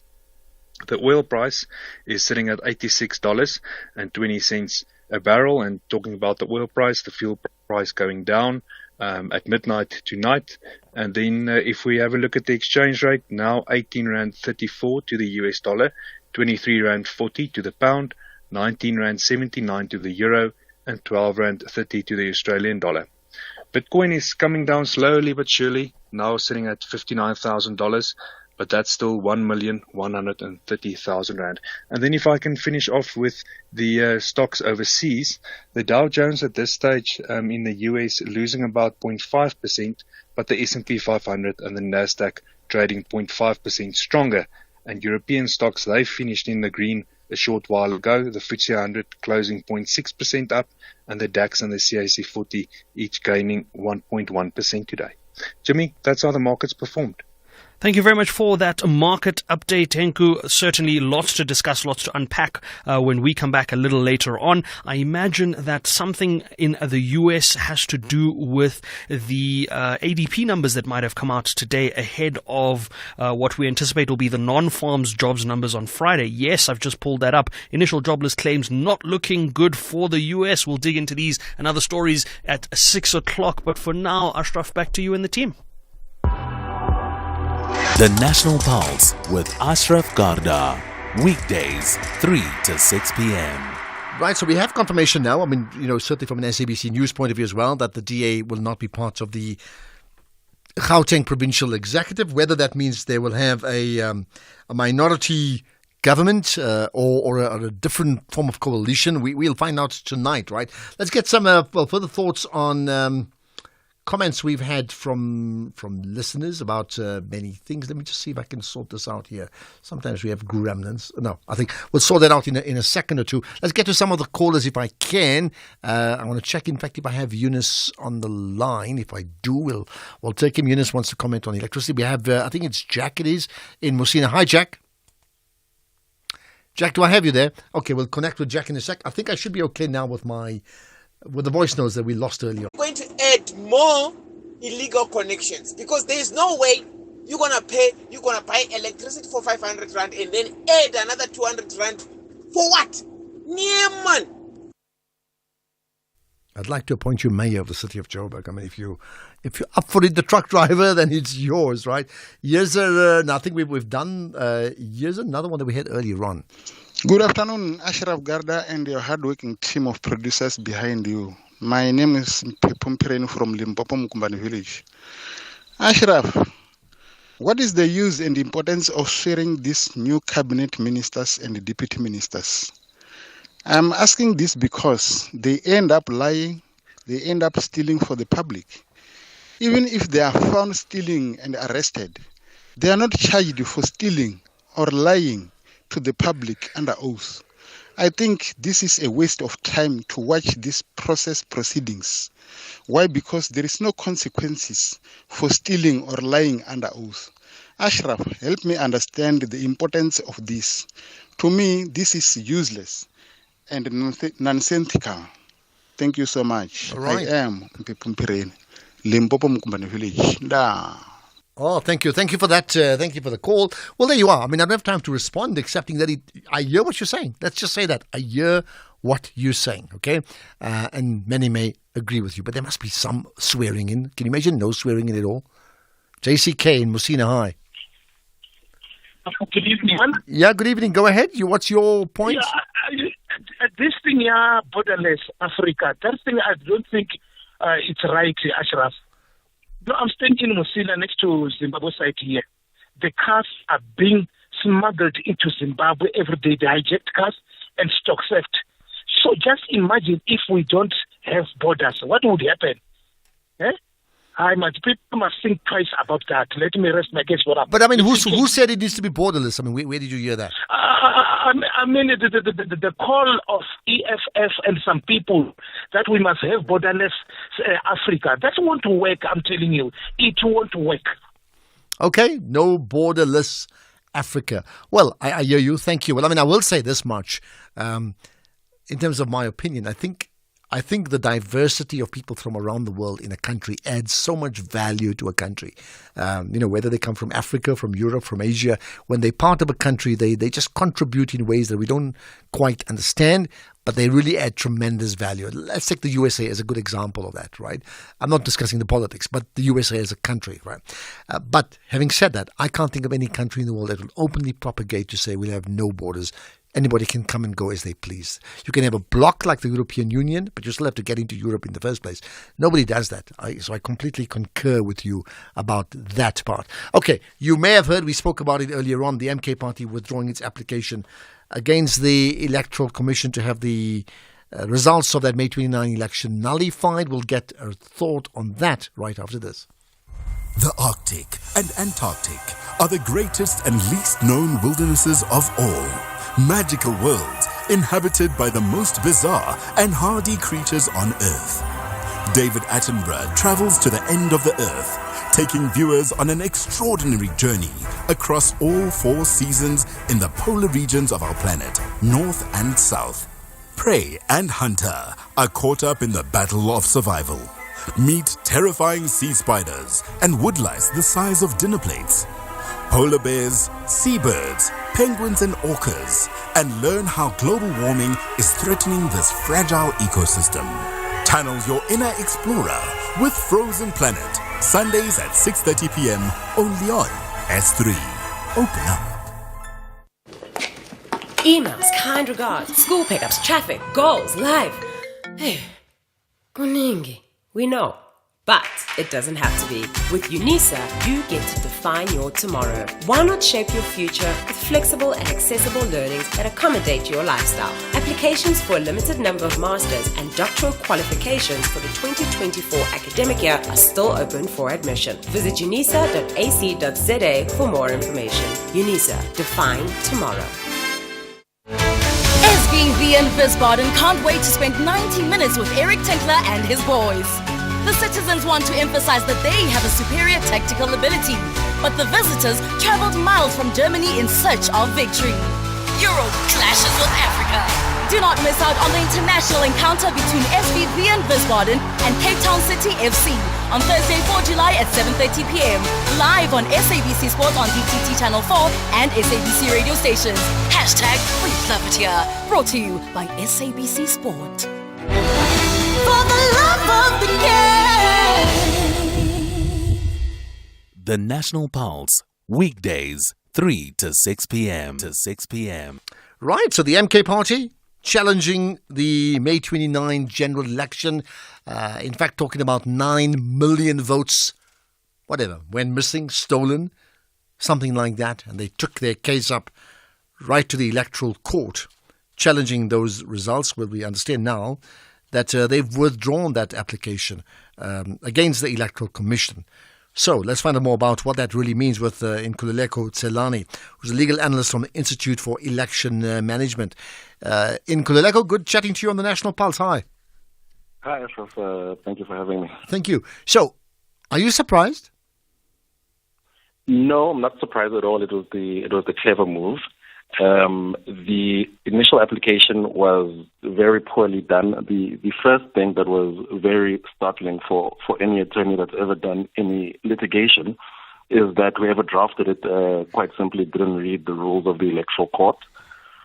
There were a number of procedural things that were wrong with the application, but even substantively, if we were to try and overlook all of those technical issues, substantively they simply did not produce any evidence or any proof. So it's not surprising. It's a smart move, if anything. Well, I mean, you may say smart move, and I hear what you're saying. There's ambiguity in that smart move. It's almost like, okay, we surrender. We don't have a case.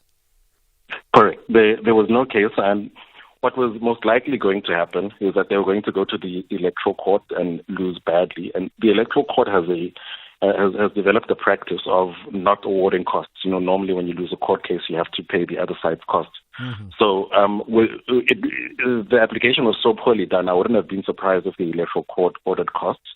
So by withdrawing it now, because quite simply they have no case, they're also avoiding a potential costs order. Yeah, which gets you thinking about, and it's a difficult one about, you know, who advises who. I mean, there's emotions. There's emotions. We all have emotions. I'm sure all the parties, from the DA to the ANC, specifically the EFF and the ANC, with questions like, how did we perform at a lower level than we expected? But at some level, you have to look at the common sense of what you're saying before you make wild accusations, isn't it? Exactly. And even in terms of electoral processes are very clearly defined, and they're very clear because there has to be clear remedies if the electoral management body makes mistakes. So it's a bit strange. You would correctly ask who advised who, because first and foremost, it was extremely late. They were supposed to have brought it within 3 days after the results, which they didn't do, and they didn't produce any evidence. So unfortunately, I'm not in the rooms with them in their consultation. So I wouldn't be able to really guess whose idea it was. But essentially, this really confirms that the application was misplaced. And one of the key factors they had, many parties, of course, registered some complaints at different voting stations. But as you said, there was a response from the IEC on many of them, so we understand, right? But the MK party stuck to its guns around the 9 million missing voters, right? And they then gave us evidence at that time in terms of conversations about that, I'm going to call it the scoreboard or the scorecard, that national scorecard that went off for a few minutes. And they spoke about WhatsApp messages from technical people saying, you see, we've done this now, we can erase and fiddle with the results. That was supposed to be their big selling point in terms of putting their case forward, right? Yes, and if that was the belief, then they should have given that evidence, which they didn't do. So you can make allegations, but you would need to attach that to the court application in order to prove it, because of course the courts have to make the decision based off of the evidence and proof put before them. So if those allegations of the 9 million, if there was any substance to it, they should have put it forward, which they didn't. If anyone is to just read the papers, and there was a misunderstanding by many people. In these last elections, we had 3 ballots instead of the normal 2. So the 3 million, or rather the 9 million, is very easily explained in that they were looking at the national and provincial ballots and not looking at the regional ballot. Yeah, it's a good point. Where does the MK party go from here? And I'm not talking politically, but in terms of how they're now being positioned, in terms of they really did not stop talking about putting shade on the credibility of the IEC and the election. Well, in terms of the Electoral Act, they must accept. In terms of the Electoral Act, either you must accept the results or you must challenge them in court. So now, having withdrawn this application, they have a duty and an obligation to accept the result of the elections and continue with whatever work they now have to do in the various legislatures.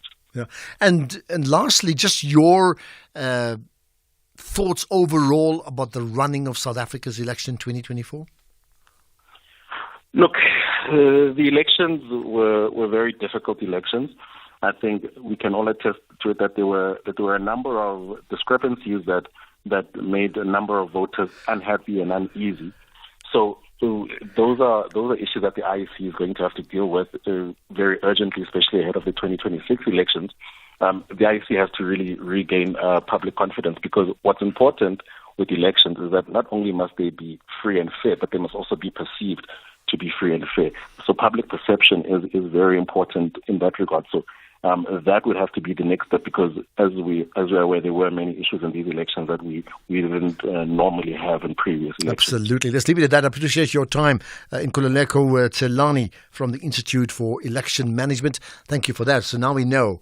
No case from the MK, finally. Let's end with this. It's a very topical issue on the 200 rands prepaid. Hi, Ashraf. This is Joanne in Cape Town. That 200 rand basic charge for electricity that's being spoken about so much for Joburg, not that we're happy with it, but in Cape Town we've been paying that already for about 2 years. So it's not actually something new in the country. Anyway, thanks for a great show. Bye. Thank you, Joanne. You see, that's why I'm not moving to Cape Town now. I know. Well, appreciate your feedback. Well, I think this story is not going to stop. I have no doubt about it. But let me end that show with, thanks to the entire team that put this all together, but also the fact that, you as the audience, and you're such an important part of the show in terms of listening, in terms of engaging, in terms of calling in, WhatsApp, text, all of it most welcome. And feel free, even off air, to engage with us on our social media platforms. Follow SFM Radio, Facebook, Twitter, Instagram, you name it. And do the same with myself, Ashraf Garda. Look out for those hashtags, The National Pulse, and you can engage even off air. Podcasts of all the things we've done, sfm.coza, and they're also shared on the social media platforms as well. We'll do it again tomorrow. Don't forget, 8 p.m. is the announcement of the Gauteng executive. I can tell you with absolute certainty that I will not be one of those members named in the executive. The big question is, who will? Let's get the news. It's 6 o'clock with Matupi.